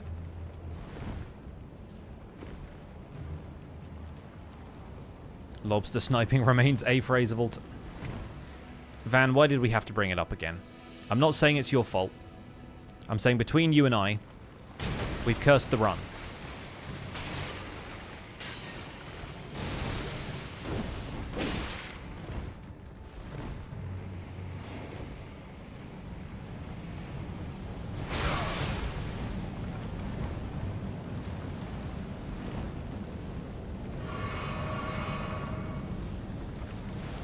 I'm hoping we're in the clear. I'm not counting any chickens until we get to the Grace. Okay. Yes, eventually we all become lobster.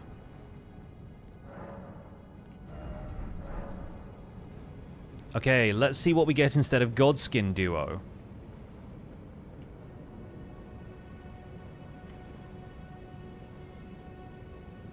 Horaloo. Let's see how Banal does against... Also, let's see what Banal looks like in his full recusants getup.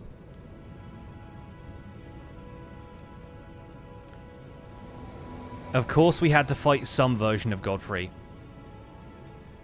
Banal, you're wearing Egon's hat. You look amazing. Let's go. Godskin Horaloo. It's Raw versus Raw. WWE Raw. Oh god, I forgot about this attack. Get him, Banal. Oh god, we get to see Banal get powerbombed. Yes. Amazing stagger. Love it. How does this fight work then? Does he end up summoning somebody else at a certain health threshold, or... I guess not.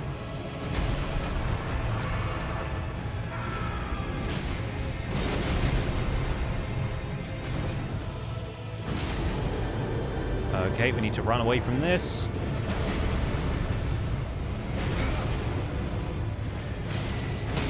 Yes. Amazing. Oh, banal kill stealing. How dare you? Okay, and that's it. And we get a somber smell. A somber stone miner's bell bearing.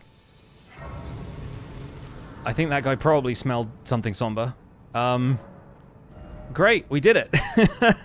That was over and done with way faster than I expected it to be somehow, but I'll take it. And I'll take a few extra levels too, because boy do we need them. Okay, well... Meanwhile, back at the Roundtable hold, we need to turn in the bell bearing, because these apparently do still get us somber smithing stones. And it's kind of amazing that we get that, considering that you normally get the final smithing miner's bell bearing there. Yes, we get an 8. So we can at least upgrade the axe to +9.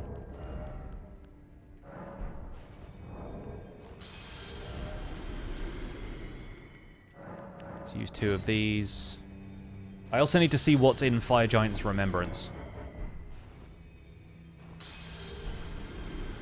Yeah, well, the lobsters were definitely responsible for a somber smell. Definitely. Okay, so... We'll get 2 upgrades, we'll go back to dual-wielding the axe, and then we'll go and see what Maliketh is. Also, the Roundtable hold is burning, ignore that.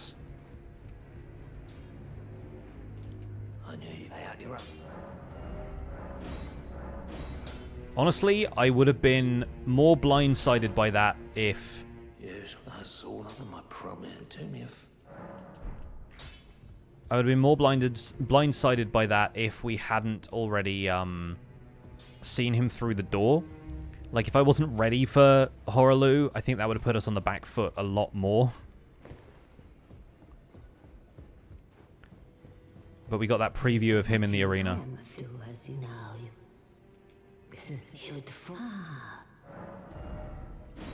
Arsenal Charm +1 and Glint Blade Phalanx. Well, that's pretty funny. Now do. You know what? I might actually add something to this. Since we have the option, I might actually get the Great Turtle Shell.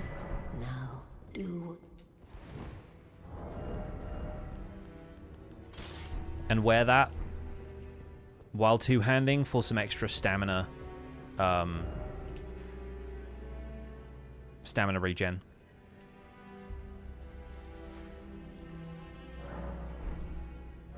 Dragon Temple Altar, I'm pretty sure, is the Godskin Duo arena. Yeah. So yeah, if we can use this, we get like a little bit of extra stamina back from swinging, which could be pretty helpful. Considering my endurance bar is still pretty low. But I'm not a heavy roll, which is good. Oh. This guy's never had so much health before. And never will again. Something in some weird way, I just knew that thing was going to be a slug. I just knew it. Somehow I just knew it. Also, we have the Hand of Melania, so technically, if I could wield it, I could waterfowl dance my way over there. We could do the skip. Like, I think you can get there from here.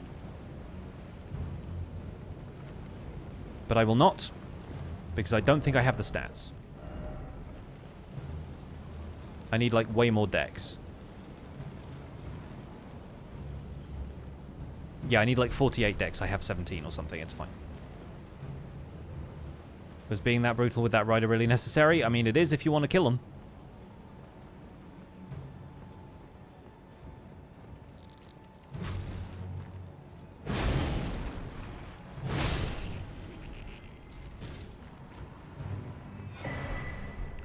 We just got a Somber 8. Incredible. It has, honestly, kept to the progression of the game, like, upgrade material-wise, pretty faithfully, which I think is actually a feature of the randomizer. Because right now is when you should be earning the higher-level smithing stones anyway. And when we started in Limgrave, we only had, like, the smithing stones for, like, 1s and 2s of stuff until we started getting them as random drops from certain enemies. So I do think they bake that into the randomizer with some success. Wait, you're trying to kill people? What gave it away?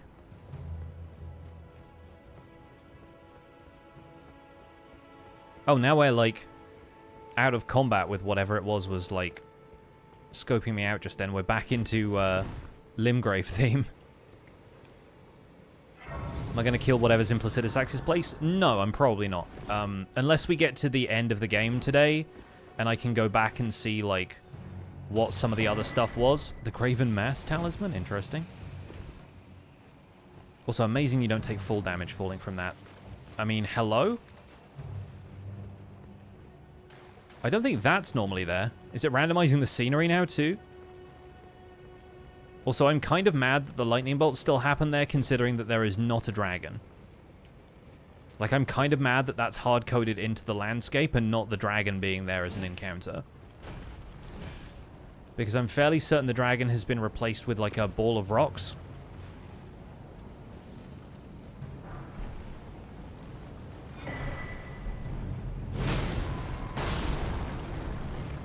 That gave me Albinoric ashes.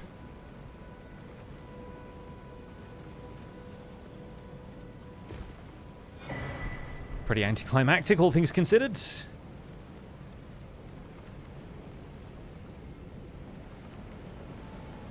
But yeah, we will probably end up exploring a bit more of the randomizer if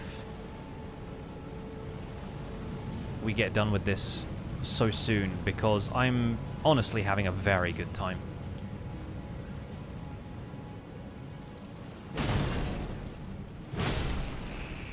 What's around this corner? Okay, another land squirt. There are enough, like... Whoa. There are enough, like, fairly inconsequential enemies in this game that replacing some of the more dangerous ones with those, I'm totally fine with. Especially around here with all the flooded areas. Oh, the Golden Order seal. Fun. With all the flooded areas and the guys casting lightning incantations, it's like, yeah, maybe we should go easy on him this time. Use the ashes on the next boss. We haven't actually done any summoning yet. I haven't upgraded any of my my summons, but let's be real, we've got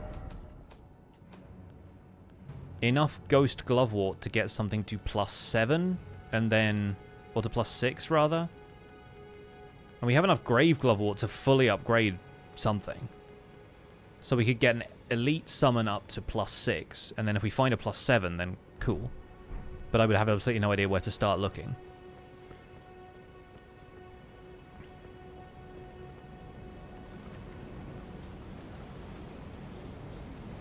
Here's the next question. Oh my god, it's a Clean Rot Knight. This is normally the other Draconic Tree Sentinel, the one that's not a boss fight. That's a Somber 7. Appreciate it. Instead, it's this guy who's very interruptible with colossal weapons and dropped a heavy crossbow. Newman's rune. Okay. Well, let's see what happens when we get in here.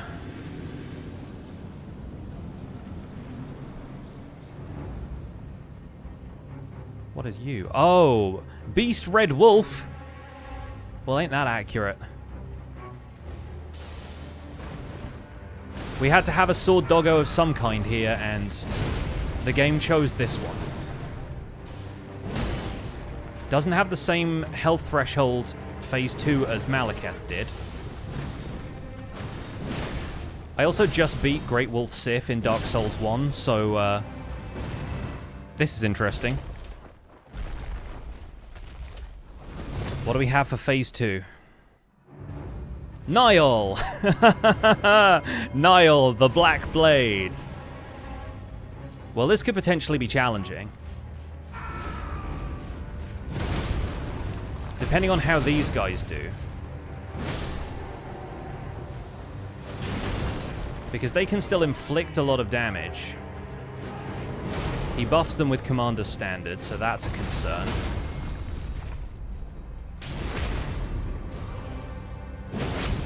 And now I just have to deal a good bit of damage and avoid his lightning storm attacks.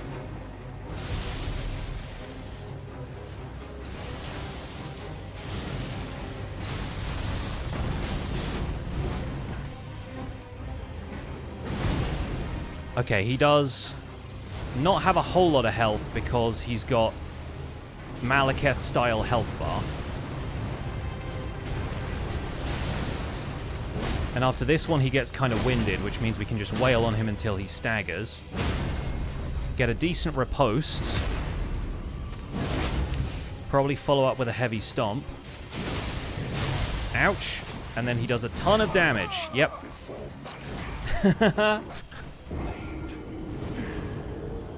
Okay, that one's fun. That's a fun switch up. I like that. I'm kind of mad because my Red Wolf was really clean, and I don't think it's going to be that clean on the second attempt. But that went pretty well, I think.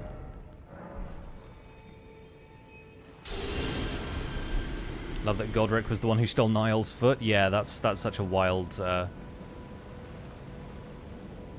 thing for them to have figured into the lore.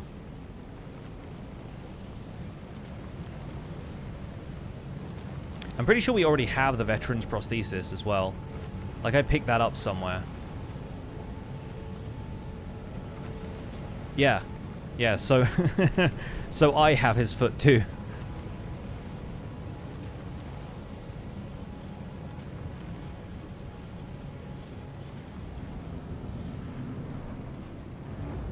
I genuinely didn't recognize the silhouette of Red Wolf. I thought it was somebody standing. I was like, who is that? And then it was the beast.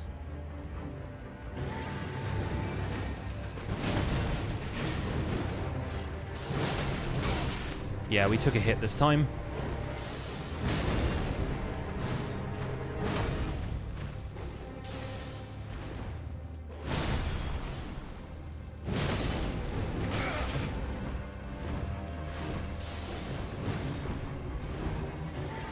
Dark Souls loves to give you a dog with a sword.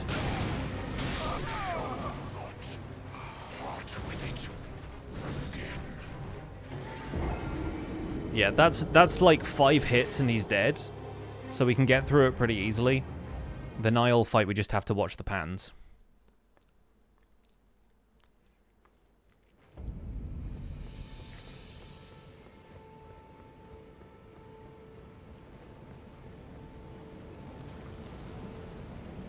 I think we'll go without a rune arc this time, even though both of these bosses do pretty heavy damage. I don't want to just keep spending rune arcs just in case we need them for whatever's next. At least we don't have to worry about the runes.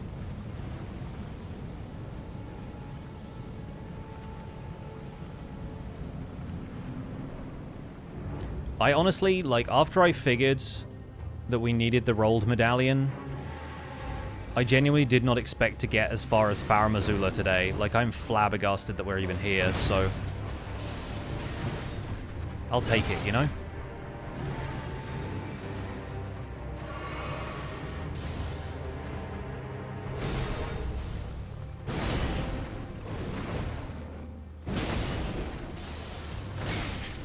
Mistimed the roll.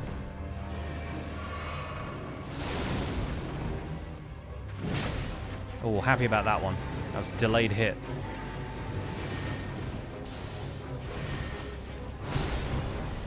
Alright, phase 2.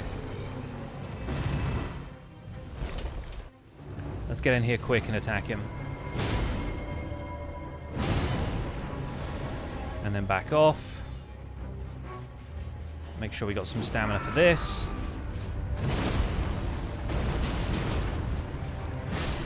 That's one guy down.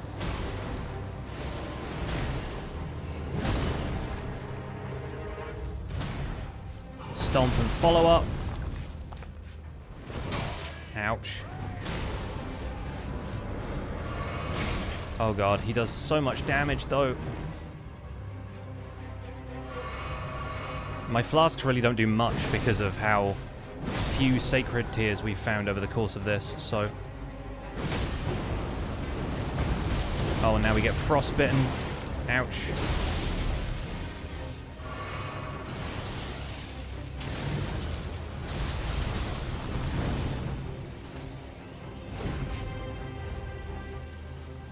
Alright, let me back off, let me strategize, let me drink this. He's actually kind of menacing coming around the pillars. I'm rethinking the rune arc now.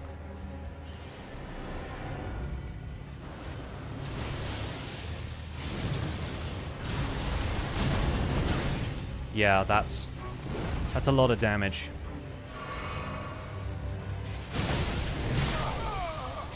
I don't know what openings we can get on this guy, considering this weapon attack's really slow.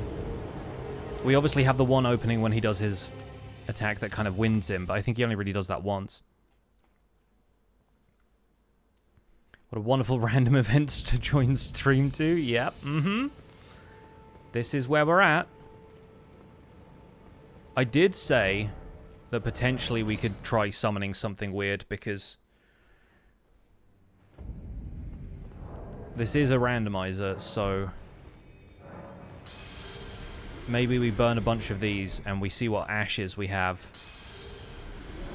And when we get down to just Niall, we summon something to distract him.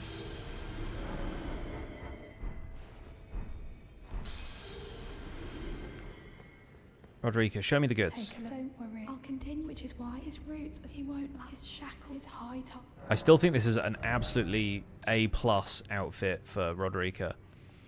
So we have Godric Soldier Ashes, which is pretty funny. Albinoric Putrid Corpse. We have Redmane Night Ogre, who we have used before. I've never used any of the puppets, but we have all 3 of them. I kind of wonder if Night Maiden and Sword Stress are going to be really good as like a bonus, or if we use Perfumatricia and we like buff ourselves. The turtle shell is failing and protecting me miserably. Yeah, I could technically take out a shield and block, but who does that in Dark Souls? I think we go Night Maiden Sword Stress. I think these two have the potential to really wreck shop, even at like +6.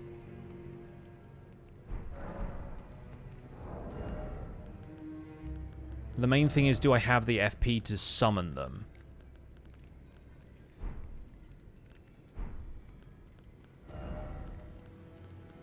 No, I need 97 for that. And do I have enough to give myself 97 FP? Probably not. Probably not. We're at 75 right now. Do I have... I don't have the crystal tier. Do I have anything that increases my FP? To 81. That's not much. Greatly raises maximum FP? Barely. I do have Marika's Source Seal, so we could swap that in at the beginning of the fight. And give myself 1 blue flask to recover afterwards.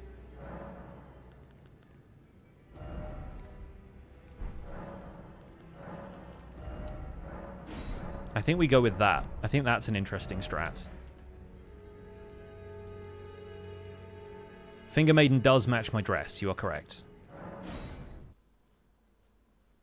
But all Theralina does is, like, support magic. She heals you.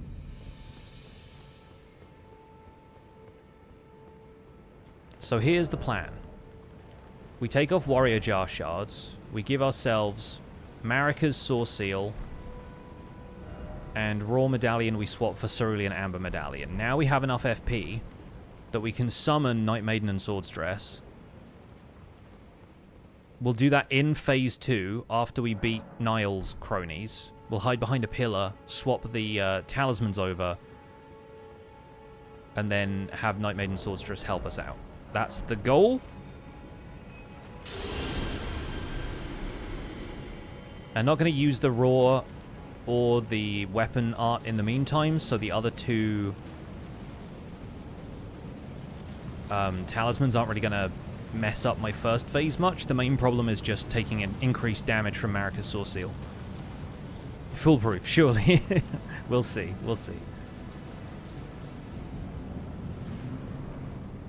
Anyway, Beast Red Wolf to open. Really doesn't do a whole lot in the early stages of this fight.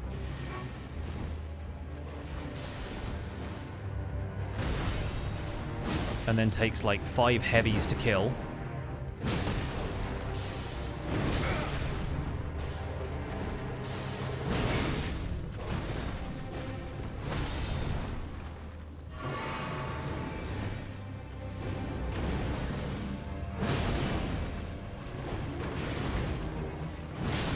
Okay, cool. Not doing great for health here, but we'll see.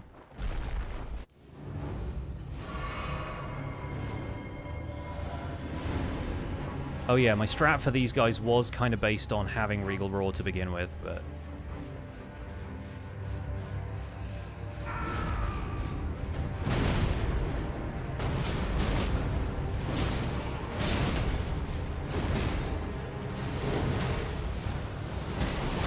yeah, I was going to get killed by one of them. I just had such low health.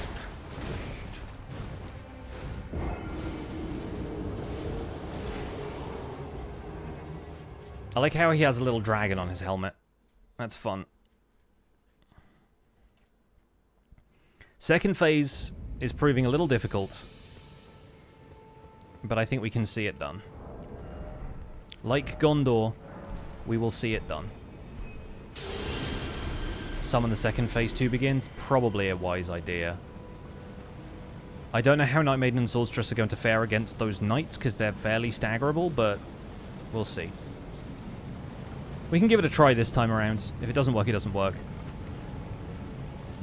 But the summoning is pretty slow at the beginning when he summons, so we should be able to manage. I should also just take my Wondrous Physic now, because both the effects last a relatively long time. They'll definitely last into phase 2 as long as we finish this guy quickly, so...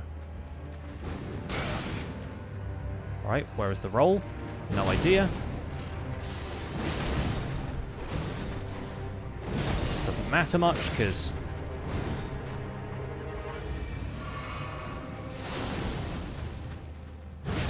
he's going to go down in, like, one more hit as long as I stay alive. Which I don't. Ouch. Once again, I am committing hard to using Rune Arcs, which is probably going to be my undoing, but...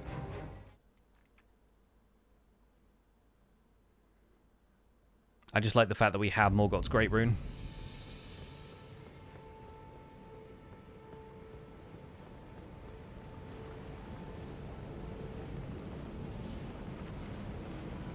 Yeah, before you even joke about that stuff, maybe try and make sure you know how to spell the word roll in this context.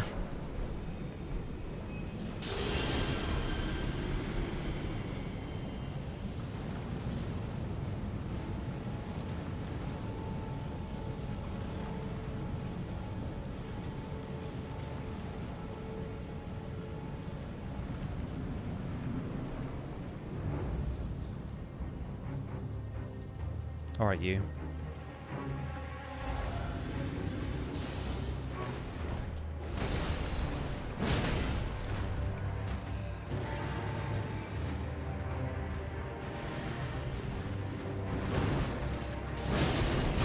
Chat, what if we can trick Niall into falling down the pit?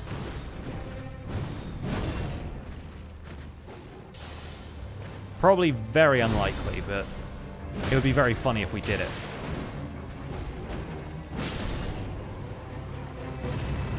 Oh, my problem is...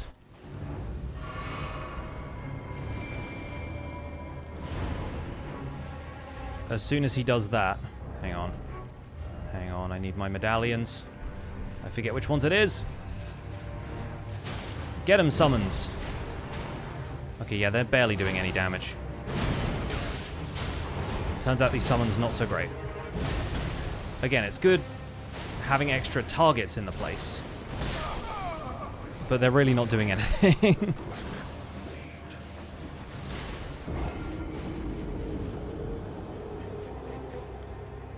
I don't know if summon spirits scale on intelligence or anything, but yeah, they were not great, so... His AI isn't coded for this arena? Yeah. No, I think we're gonna go back to plan A, because it seemed like the summons really weren't doing anything.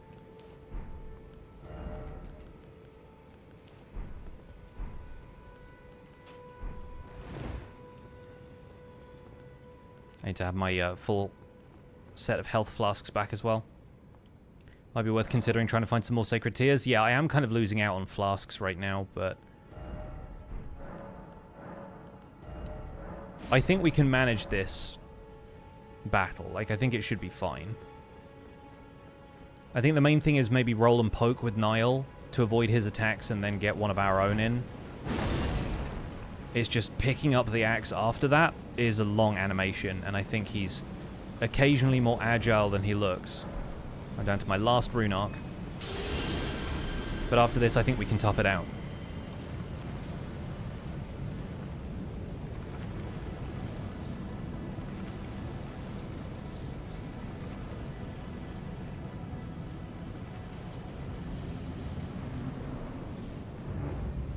Alright, let's go.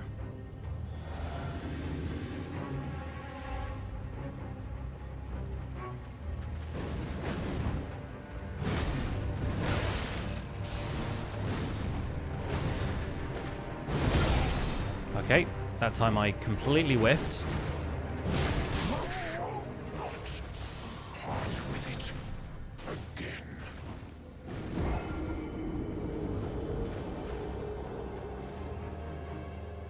I'm trying to consider my options here, but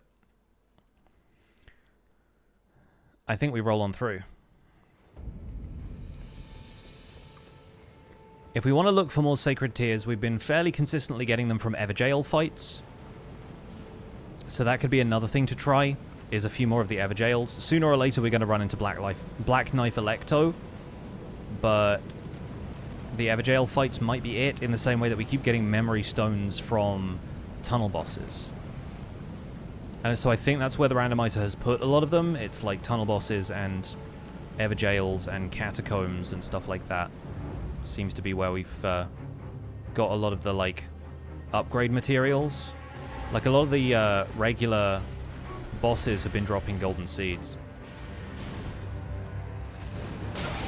Ouch.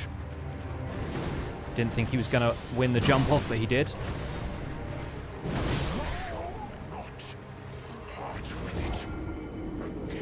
Like I said, having done a completely flawless first attempt at Red Wolf, it's not going to happen that way again.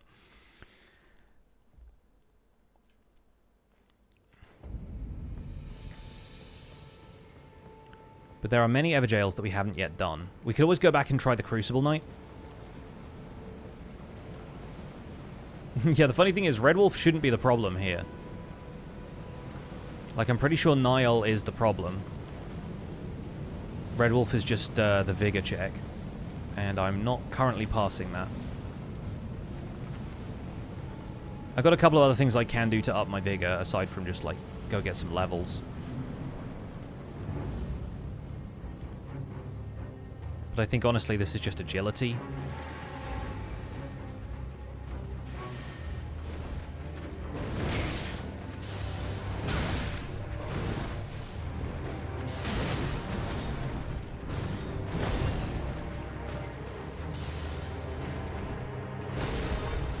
That attack's easy to follow up on, so that's okay.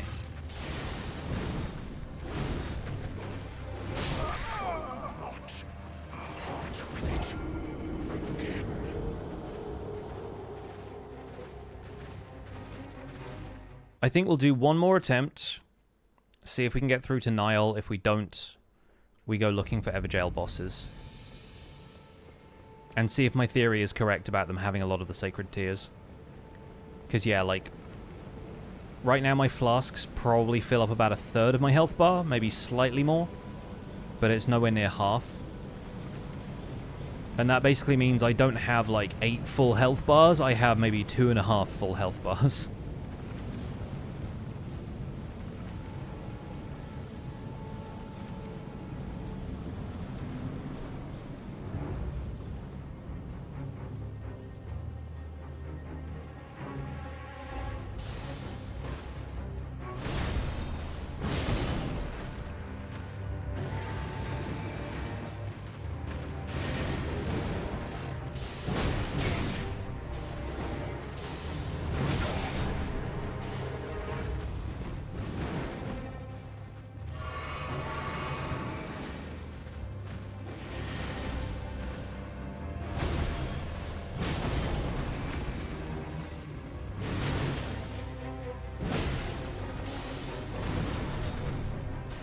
Okay.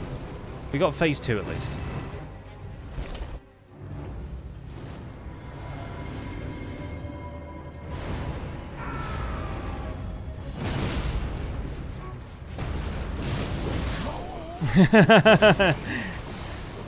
I don't know what I thought that was going to do. The guy's got so much poise. So, yeah. Let's go try some Evergaols. Let's go see what we get. And maybe we'll get some more rune arcs along the way. I know for a fact that the Weeping Peninsula Evergaol is the Crucible Knight fight, so we'll go there, see if he hands our butt to us, but I'm doing a bit more damage these days, so maybe he won't.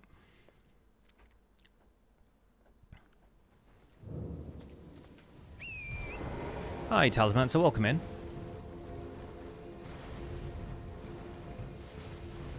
So, we'll head down here, we'll get this. There's also one in Liurnia that we haven't been to yet. There's one on mountaintops we haven't been to yet.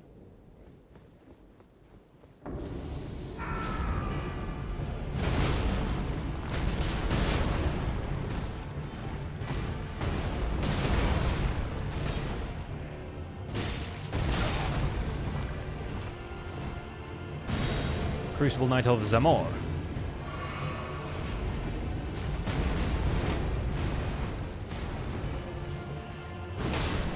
Alright, he was pretty easy, it turns out. Sacred Tear? Well, we can do Raya Lucaria now.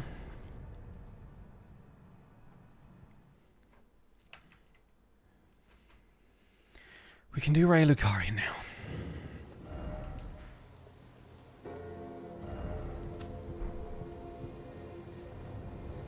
We've done those. We haven't done the one in Kalid's.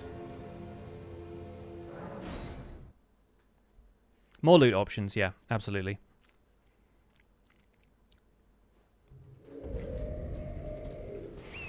We also sort of get runes this way by doing all of these Evergaol fights, but not many compared to where we're at level up-wise.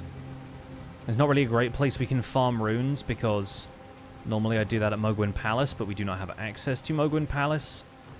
We could, in theory, work on that. I don't know if I want to work on that at this stage. No, it's Raya. Everyone in game says it's Raya. And there's a character called Raya, so it helps to distinguish them by pronouncing them differently.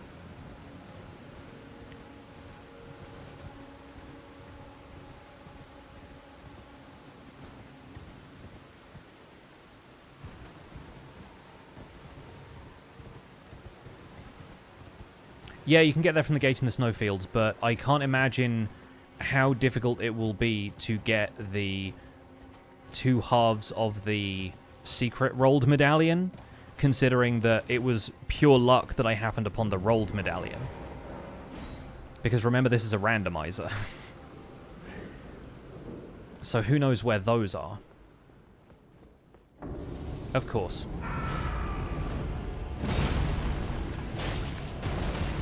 She was going to come up sooner or later. I suppose the only advantage here is that she has much less health because she's in Hughes's Everjail, so maybe we'll be able to get the drop on her.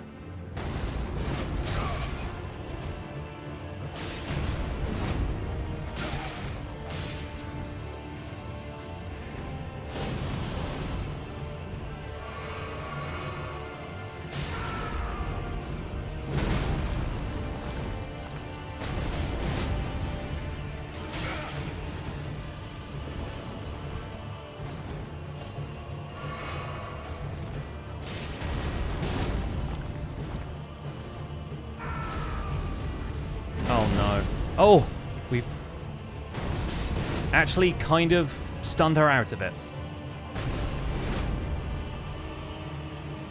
Your move, Electo. Bring it on. Too slow. Come get it.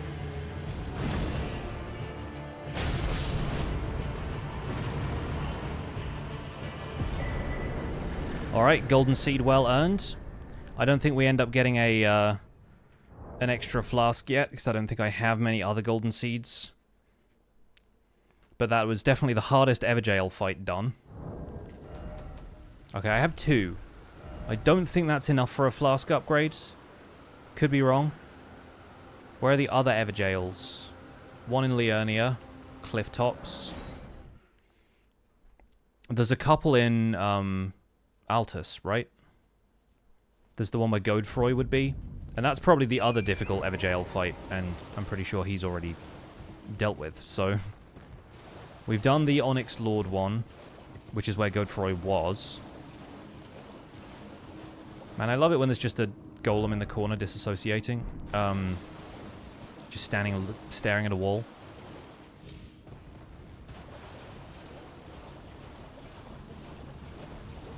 Yes, we do have, thank you, we do have Deathroot. I'd forgotten about that.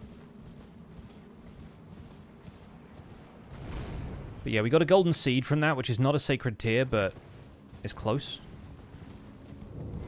One of these is going to be Bloodhound Knight Darrowil. Will it be this one?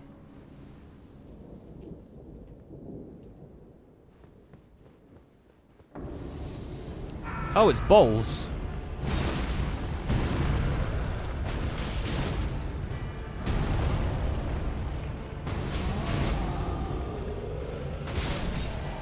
Alright, good fight. He has Box Sewing Needle. It's a key item. Bowls stealing fire. I mean, he's a giant. Probably had it to begin with. Well, Box not going to really give us anything for the Sewing Needle, so tragically I think we may have to not do that. There's also, like, Rises. There's a few of those. We haven't been back to beat the boss of the first area yet. There's usually a Falling Star Beast here. There's, like, a few things like that that we could go and do. Oh. Right.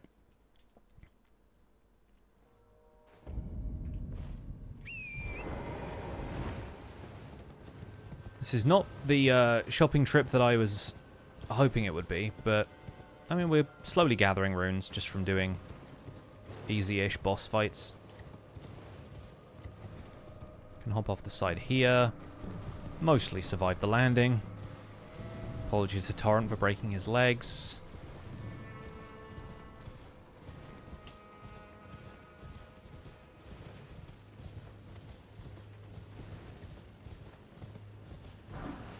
Lost Ashes of War. I don't think I've ever duped Ashes of War. So those items, while they sound really useful, are not actually especially useful to me, in my experience. We do, of course, have enough Stone Sword keys to do stuff like this.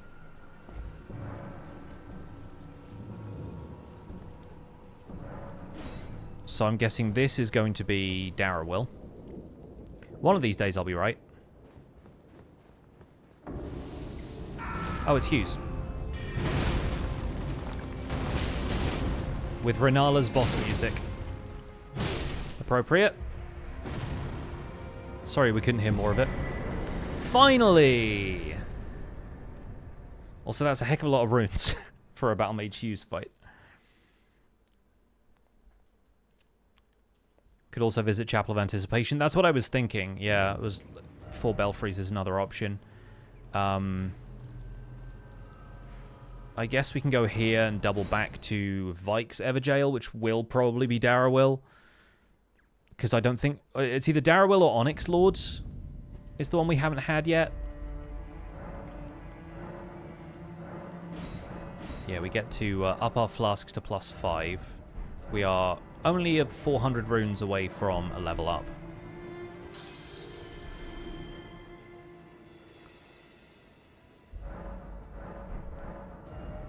Oh, sorry, 500. My bad. I thought that was a 3, it was a 5.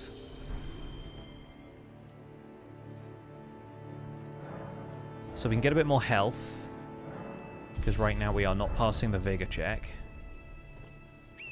I could also change up my armor. I have been wearing this armor and thinking, like... It's fun to wear the armor that I was given by the randomizer for the entirety of the run, but this Finger Maiden's dress does not have especially good physical defense. It was probably one of the reasons I survived against Renala, but I do have some better physical armor if we need it.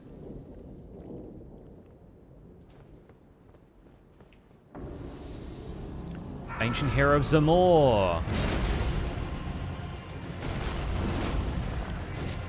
In a fairly appropriate locale.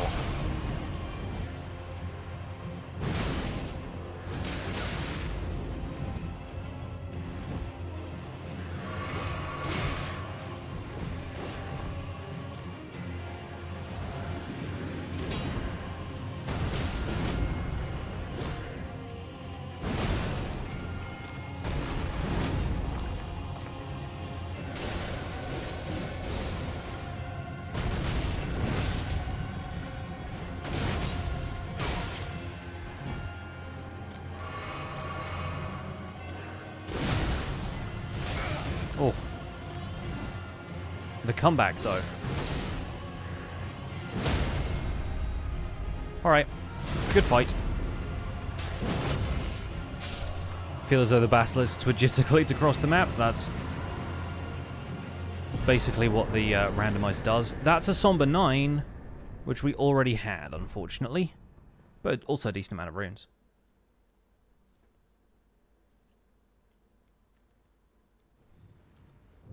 Yeah. Okay.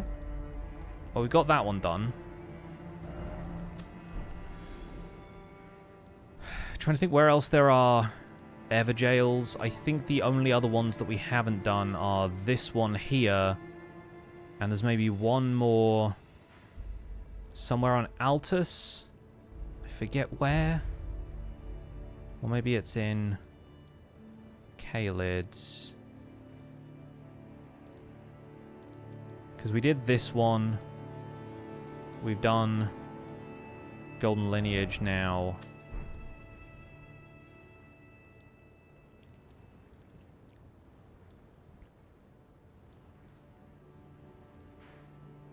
Is there a second one in Mountaintops somewhere? I'm trying to think and I can't remember. The one at Moonlight Altar is the last one? No, because I don't think we fought Onyx Lord, did we? Or was Onyx Lord the one on Storm Hill?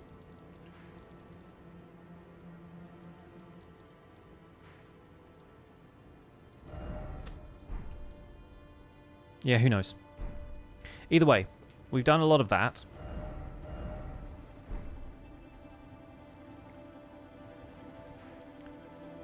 We could try and get access to Mogwin Palace by finishing Vare's quest, but I think we still need to get hold of the Maiden's Blood thing, and I think that gives you different items when you get, like, the Lord of Blood's favor, you know?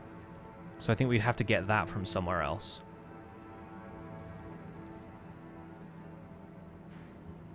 We still haven't been to Nokron either.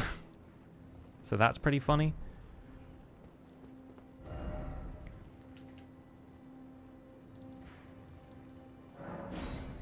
I don't honestly think what we've got here will completely turn the tide of this fight, but I want to give it another try.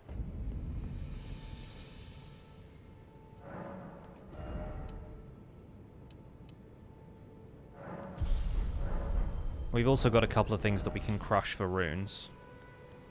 Like, I don't want anything from the Fire Giant's Remembrance. I know that for certain, so...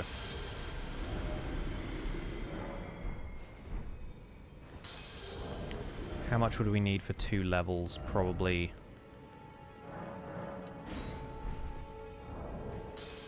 75? No, way more than that, like 90.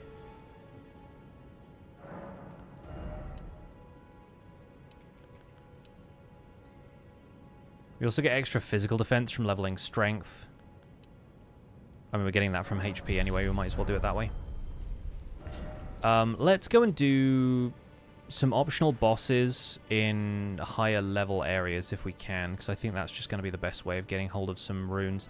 Let's go and see what's at Castle Sol instead of Niall, because it would have been Niall otherwise. A lot of the other enemies that we kill around here are going to drop decent amounts of runes.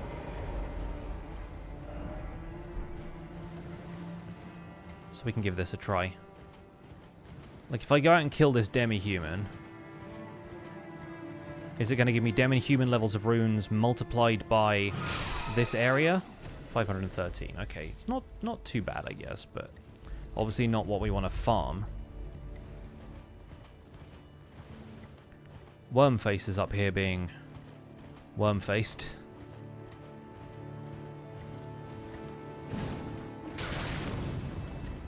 I see a perfumer, I hear a perfumer. Or try to, at least.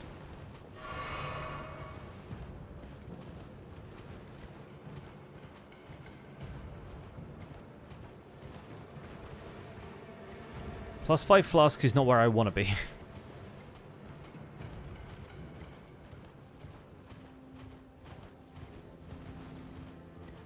But where I want to be is Lanedale, capital of Ash, so we'll see how that goes for us. What's going to be here in place of the Death Rite birds? That's what I want to know. I have so many ancient dragon smithing stones, none of which are somber. And I'm mad about that fact.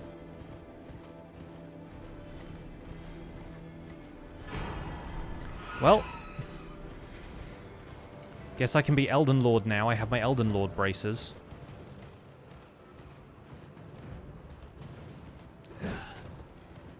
Excuse me, madam. Oh, yes, of course. Okay, it's worth it just for the soundtrack. Let's go. Let's do this. I'm in.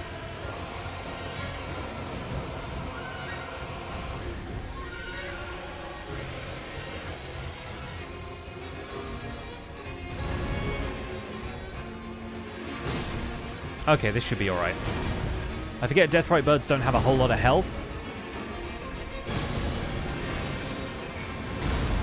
What does Somber add or do differently? There's a different category of weapons. Basically, they're like legendary weapons almost.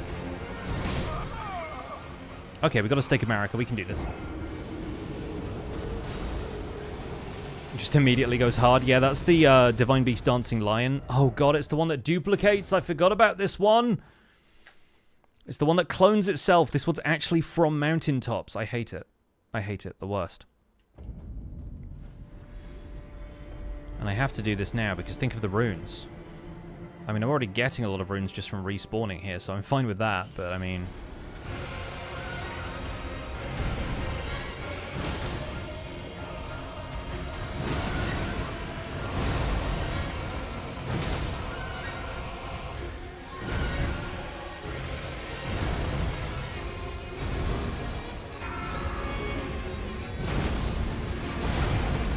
Okay, he also has a stomp. That's fair.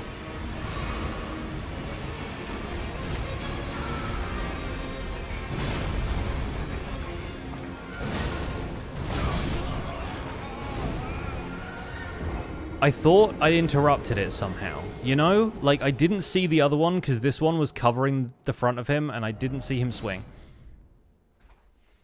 Yeah, this one is actually in the right region, yes. This is the only one that does this in the whole game. Yeah, the roar does a lot of damage. Unless this thing staggers, it really doesn't make a whole lot of difference, but...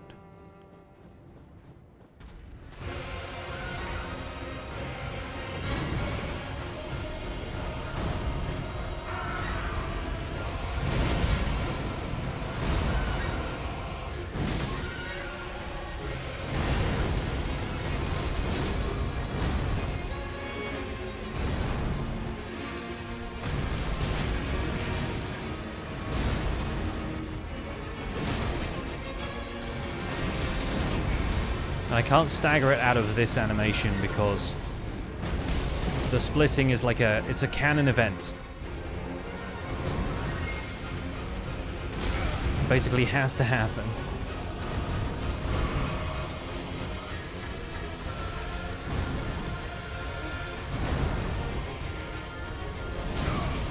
Okay, yeah, this is awful with two of them.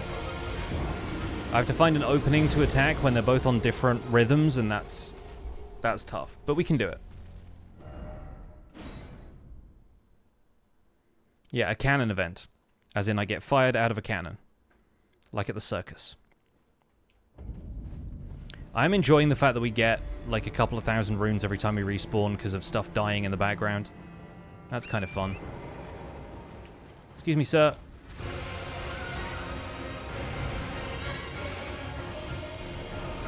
Amount of runes is getting too much to ignore.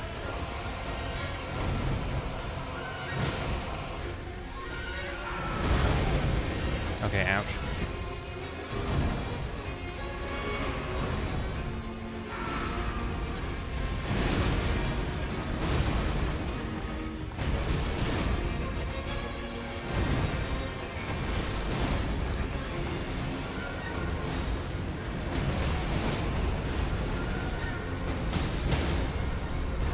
Okay, now I get iframes from hitting this one, so whatever the other one does not matter to me.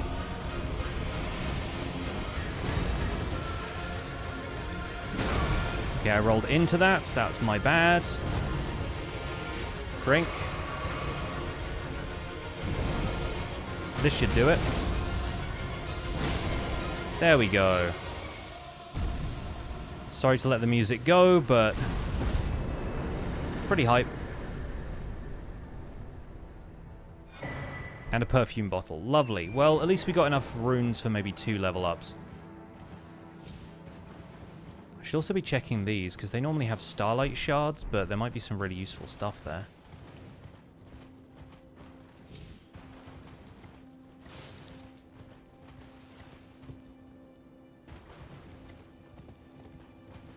British circuses sound a lot more intense than Irish ones. It feels like a cartoon thing that, like, somebody gets fired out of a cannon. I don't know if that's something that actually ever happens.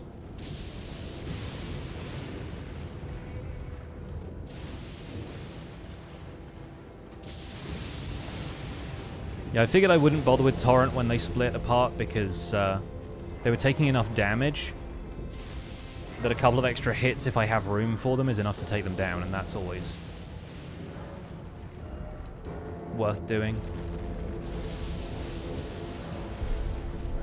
Let's try and get Vigor higher than 50. Okay, so there's 2 enemies here that give guaranteed drops, which is you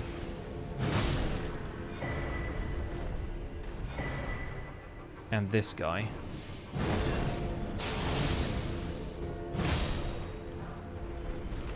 Sacrificial twig. Amazing.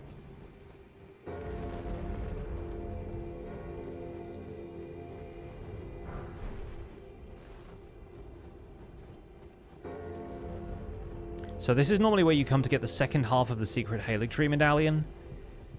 I have no idea what will be here this time. And before a guy falls from the roof. Oh god, you're in actually the right place, which is scary as heck to me right now. The silver tier, not so much, but it's called human cannibal is absolutely a real thing that happens. Cool. Not entirely certain how it happens, but it happens. Oh, you've got Sacred Blade. I don't know what I have for holy resistance, but let me at least get this grace before I find out.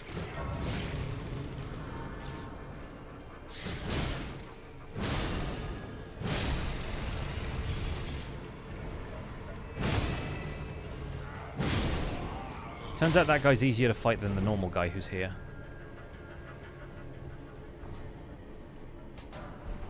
Serpentine.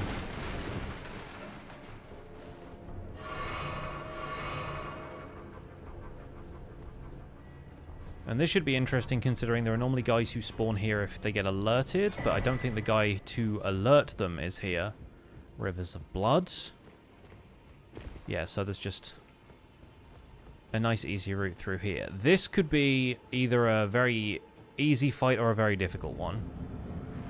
Commander Loretta! Oh, you're almost in the right place. And this is Phantom Loretta as well. We've already beat her real counterpart.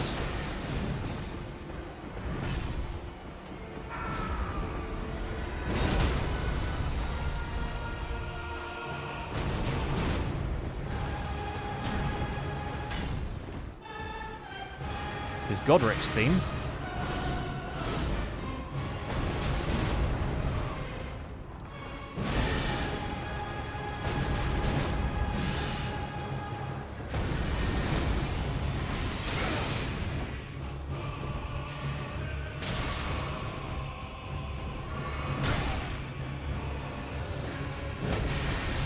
Yeah, I really should have picked my times to heal better there, huh?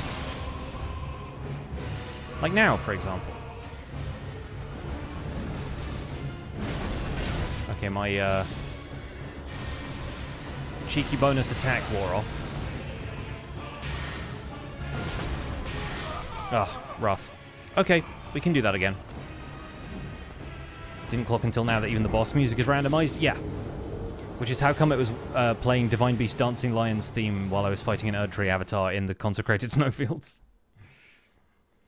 Or in mountaintops, rather. It's not the snowfields. A snowy environment still.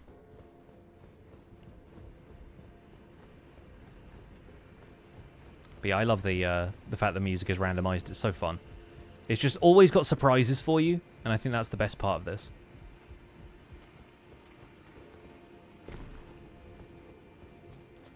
Well, now we have all of the flasks and everything, so hopefully this will go okay.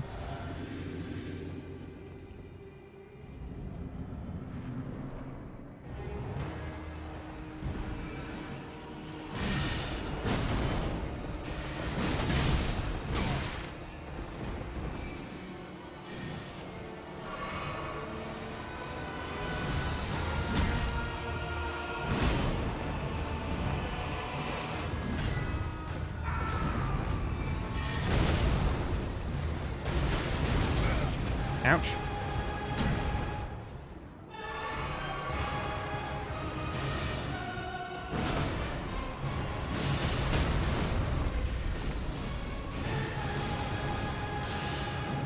Not quite fair since I didn't get to finish my stomps. Where are you going? Oh, rough. Gingery, thanks so much for the 3 months. Yeah, this will get us a ton of runes if we can actually beat the boss, so I'll take it for another couple of levels up.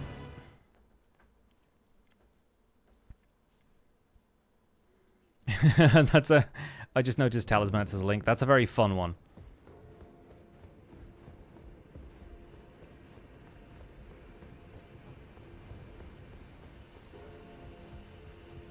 Vantage, welcome in. We are doing a ridiculous Elden Ring randomizer, and we're basically at the Maliketh boss fight, which is not too terribly difficult in this version, because we're fighting Red Wolf of Radagon and then Commander Niall, but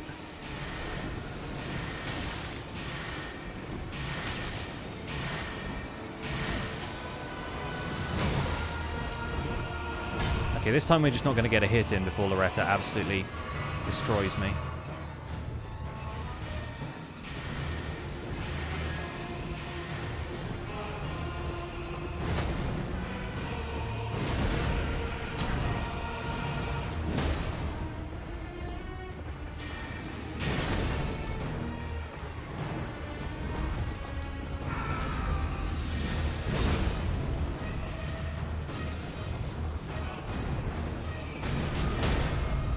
Okay, I'll take that.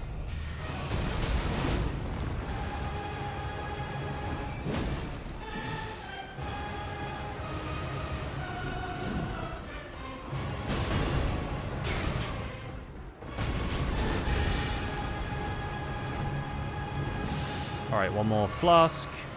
Dodge the swords, dodge the bow. Terrible at dodging that attack.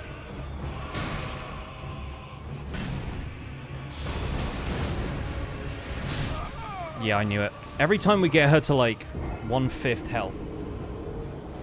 Isn't Elden Ring hard? I'm saying this because I can't play Elden Ring. Yeah, no, it's hard. It's a hard game. It's hard in the sense that like it's a Dark Souls game, so it's all about timing and patience and a certain amount of understanding of the game, learning patterns, that kind of thing. Compared to some of the other games in this developer's history, it's not the worst. You can make it easy for yourself. I've chosen to make it challenging in a slightly different way, which is that I don't really know where anything is in the game. But yeah, Godric's OST does go hard. It's a shame you don't hear it for very long because Godric is a trash boss. I am going to go and get my runes. Because there are still 25,000-ish of them, or 250,000 of them. Wait, no, 25,000. Like, if there was 250,000 of them, I'd have been leveling up before this fight. Alright, just going to do this now.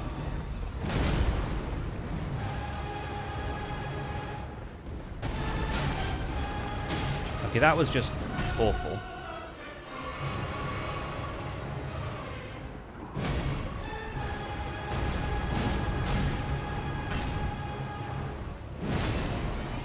Somehow I think I clipped the horse with that one.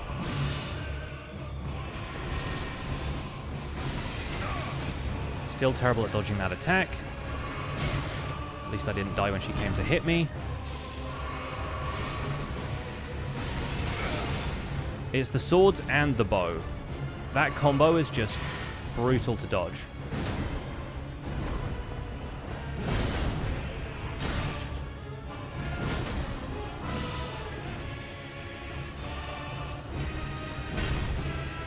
Okay. Okay, the clutch time to learn that dodge. And we're good. Okay, wonderful. Please give me all the runes. No, no, no, no, no, no, no. Thank you. Yeah, I think this game's on Xbox One. It came out around the time Xbox Series and PS5 were coming out, so I'm fairly certain it is out on Xbox One and PS4. It might not run at like max settings, but it's still pretty good. So right, my vigor is now 47, which is not awful.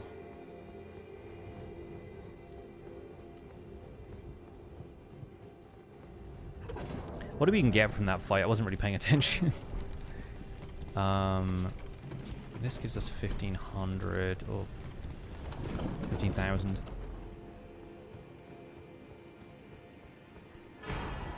Huh. Okay, we can marry Rani now, I guess.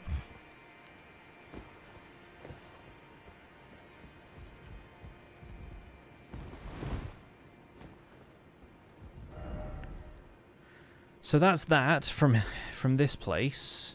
There aren't really any other bosses on mountain tops that we could fight.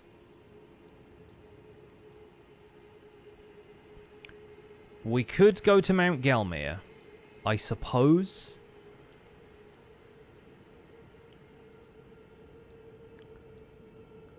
There's other, like, catacombs and stuff that we can do. I guess there's a catacomb in Mountaintops of the Giants. I hate doing it.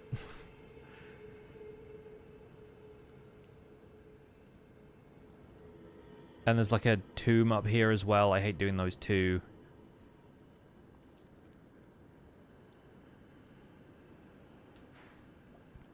Yeah, let's go do Chapel of Anticipation since you bring it up. Might as well go there. Oh, yes, and of course there is still the, there's the Merchant at the Academy. So now we can get into Rey Lucaria. We can at least go and see him. It is getting a little late, though, so I might have another attempt at the Farum Azula bosses, and, like, after we've been to see the Ray Lucaria Merchant, I'll do one more attempt at that. If we don't get past them, then we're just going to save this for next Tuesday.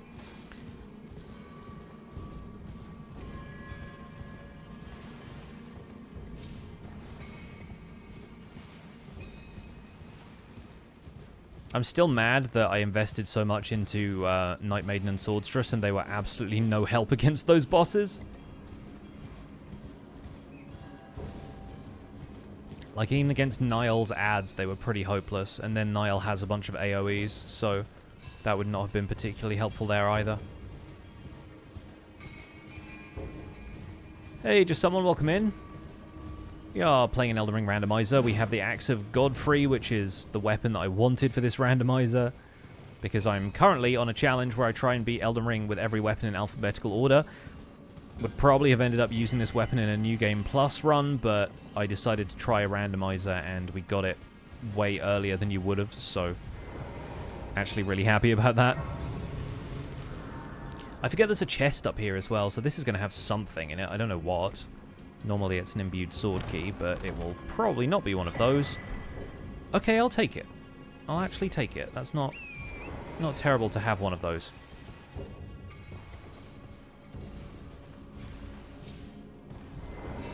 But since we have an imbued sword key, we can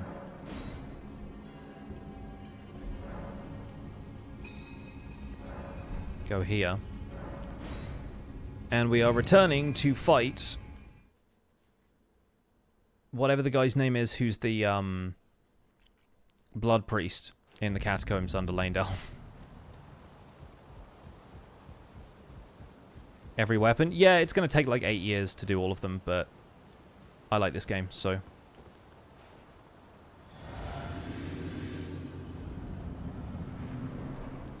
Esgar, that's the one. Anyway, hello, mate.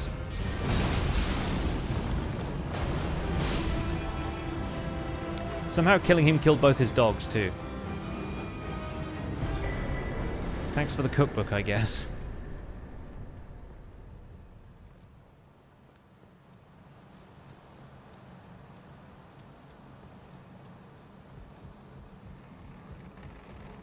So that guy had Grafted Scion levels of health, and I have Fire Giant levels of attack. So that went pretty well for me, I think.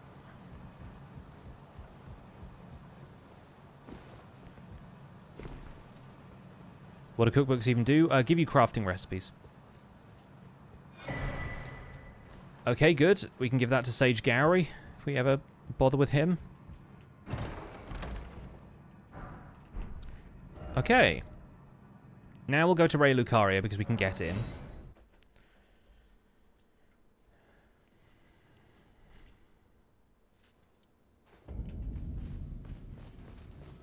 Worth doing if only for an outstanding view of 4 belfries, where we just went. Are we doing side quest stuff? We, I think, need to get slightly better healing flasks, or at least a few more levels so that I'm not super squishy.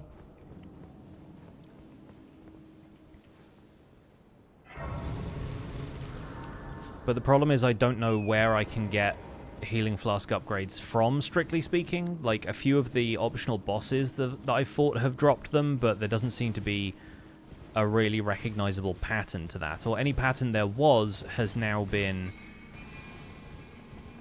kind of thrown by the fact that I don't have any more Everjail fights to do.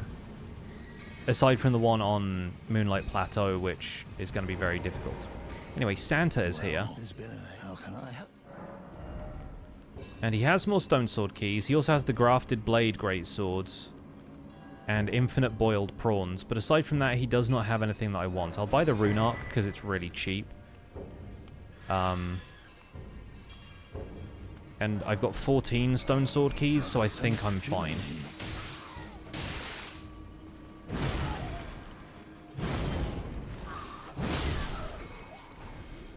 I'll also grab this guy's bell bearing because I don't have it yet. Have a safe. Right. There's also one other item basically down the end here. So I'll quickly grab this.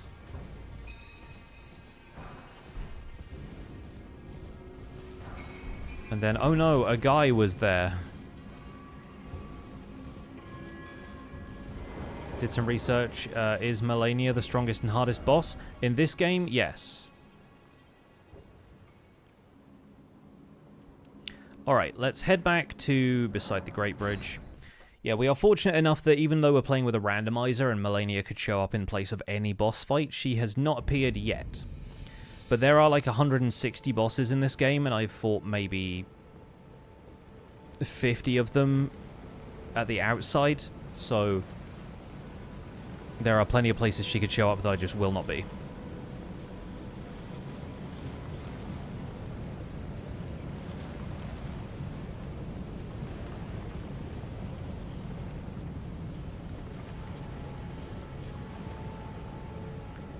Alright, let's give this another go. And this will be the last go of tonight, because we're getting a little late here and I need to go and have dinner. But, Beast Red Wolf, I'm back for a rematch. And not doing great out of the gate. But I do a policeman's worth of damage, so that's good.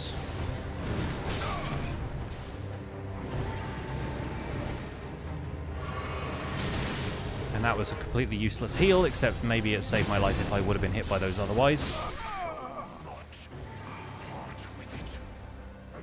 Okay, maybe one more try.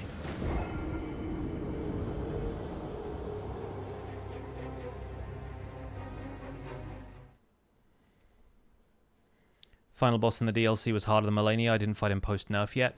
I have fought him post-nerf with a co-op buddy and 2 Mimic Tears, and we did alright. Yeah, me and Zloy fought him at the end of our co-op run, which was the previous run to this one with the Astrologer's Staff. And we were playing through the entire DLC. It was Zloy's first time. It was not mine. So I was prepared for PCR, and we fought him at the end of one stream for about an hour. Okay, I've already wasted a flask. That's good news. I'm going to pop a Rune Arc since I still have 2.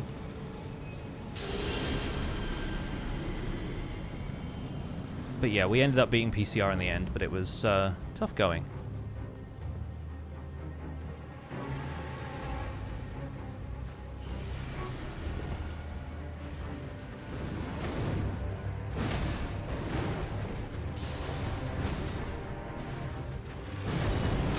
The main problem with this weapon is it takes so long to recover from swings. Being a colossal weapon and all, it's like...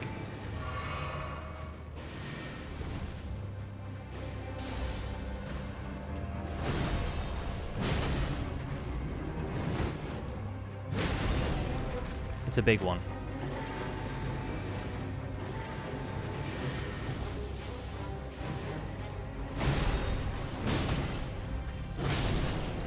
Okay, phase 2.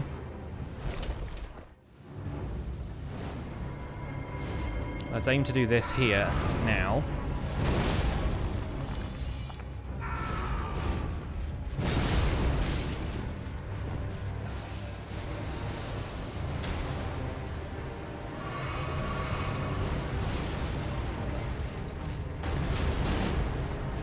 Okay, so he's got a bit of a glass jaw. Let's see about this guy. Okay, not bad.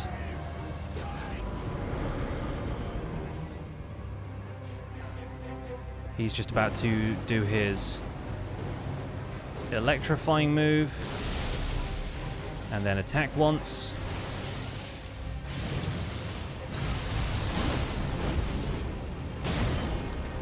Okay, not a bad start. Roll and poke works well. Come on then, buds.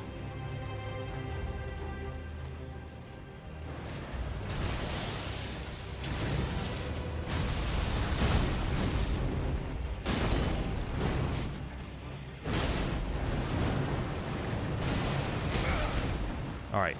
Not ideal, but...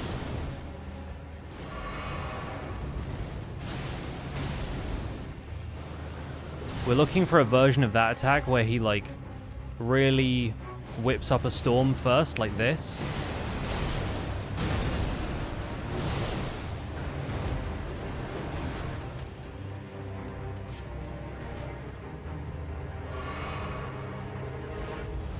I think it's this one.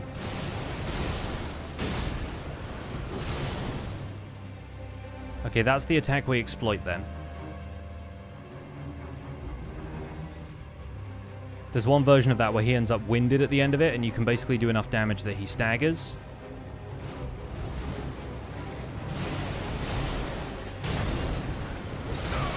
Ouch, okay. Didn't want that to happen.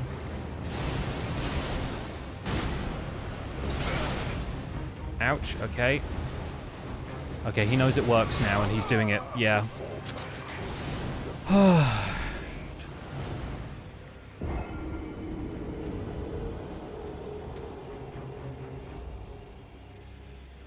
It's not quite 9 o'clock yet. We'll do one more. We'll do one more. I know I can beat him. And I think we're now at a stage where we can beat him where maybe we weren't before. But I can do it without a rune arc because the rune arcs just give me extra health, and all I gotta do is dodge better. I think when he does that attack and I'm low on health, I need to just concentrate on dodging and not try and get a hit in and roll, because the timing has to be quite precise with the rolls.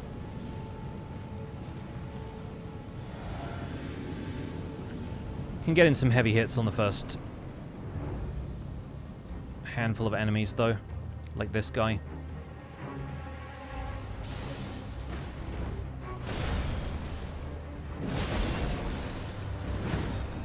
Like, that's ridiculous damage though.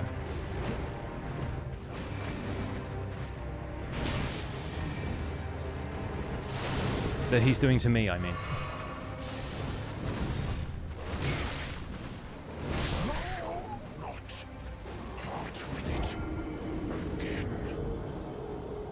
It's still not 9 o'clock, because I died in 2 minutes.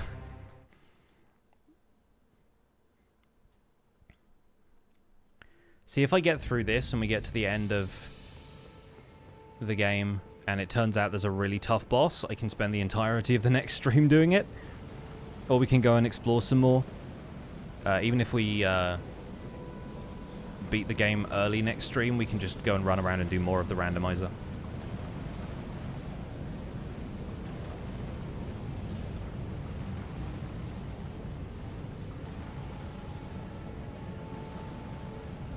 I just wish I had more rune arcs. I think I can probably still go and buy some from merchants that I didn't have the runes for before. Because in some places they're like 4,000 a pop or something.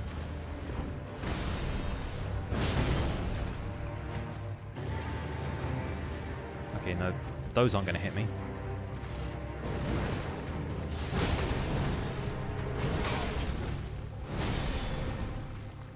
Who gave this dog a lightsaber anyway?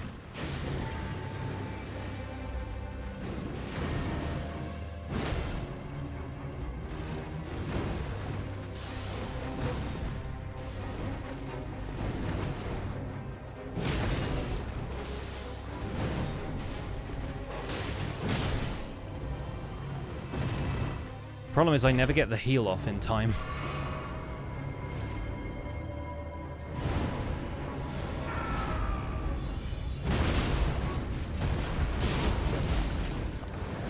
That was risky, and I shouldn't have done it. But now I have done it. Why not do it again?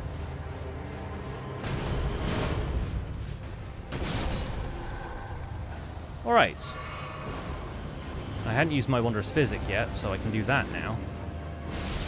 Which I think gives me extra strength.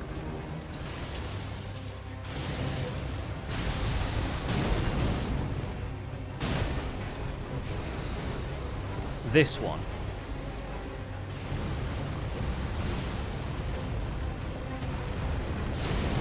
This one he always gets winded after.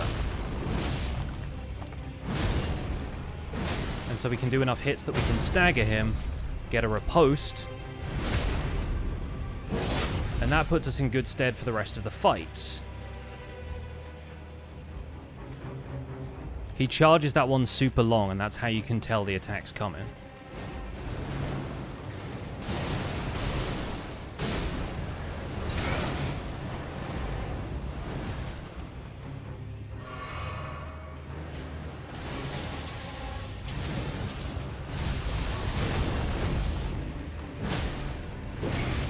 Oh, ow. No, no, no. Okay, this one. Please tell me we got him.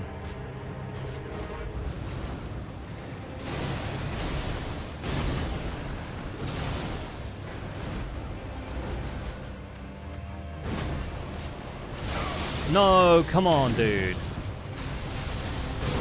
Thank you. God. Astonished. Why cover destined death? I thought the voice line was going to continue into the cutscene then. Apparently Niall's death animation doesn't last as long as Maliketh's does. Okay, well, we got there. We got a lot of runes for it, too.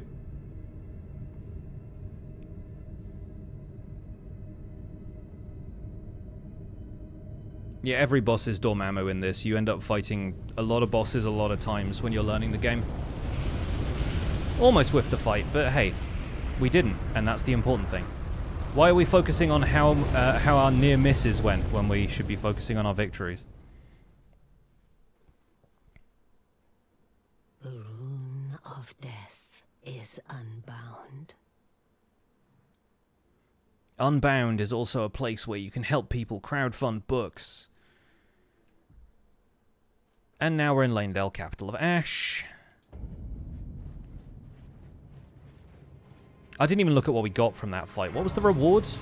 Aside from runes? Did we get anything from it?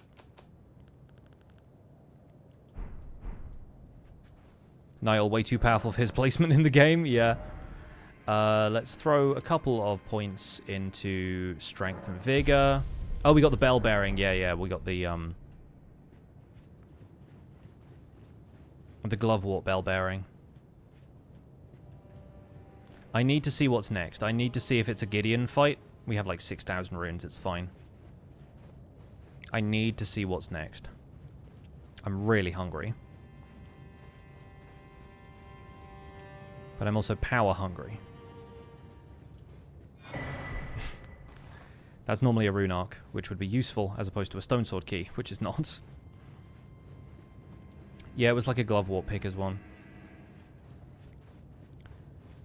Not super helpful, especially considering that we've upgraded a summon and it turns out they were garbage. It's not 9 yet in other countries. Yeah, well, I wish I could go to bed in other countries.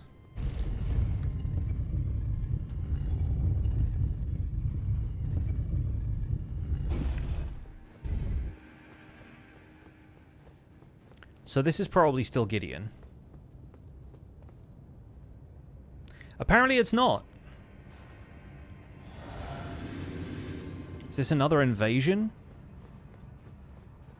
Ah, I knew you'd come. Where are you? To stand before the Elden Ring.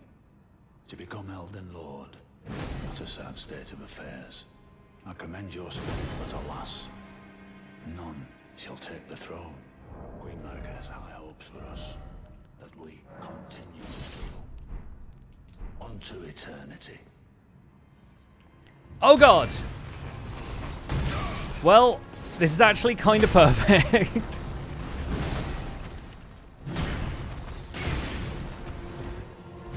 My fellow, you fought well until now. Okay, we're coming back and doing this next stream, but man, I didn't know it did that. That's actually kind of incredible. This is somebody I will actually take the my fellow from, considering that I am using his axe. I genuinely thought he was invisible. I equipped the sentry's torch in case he was, like, invisible in some way. But no, friends, that is where we will wrap up for today. To be fair, this is actually on par, time-wise, with some of the other runs I've done in, like, the normal game. So, if we beat this early in the next stream, it's honestly going to be, yeah, close to some of my better times. Either way, we're going to wrap things up there for tonight. Thank you so much for watching. It's been hilarious. I'm so happy that that's Godfrey. We're going to raid somebody else who's streaming here on Twitch. Let's see who's live.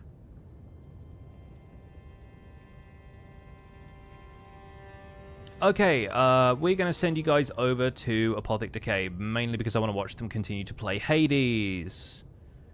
Looks like they are fighting Hades right now. Amazing. Right. Let's hope we can bring some hype in. Becca's channel is an adult place where adult things happen, mostly adult language. So if you're at all concerned about that, feel free to click away. But we're going to go and raid Becca, and this is going to be a fun end to the stream. Folks, thanks so much for being here. I'll be back on Tuesday with more Minecraft and Elden Ring for you folks. And on Sunday, I'm going to be streaming on the 8-Bit Community's channel, playing some D&D stuff. So, yeah, I'll see you guys then. Have a good one. Take care. Bye for now.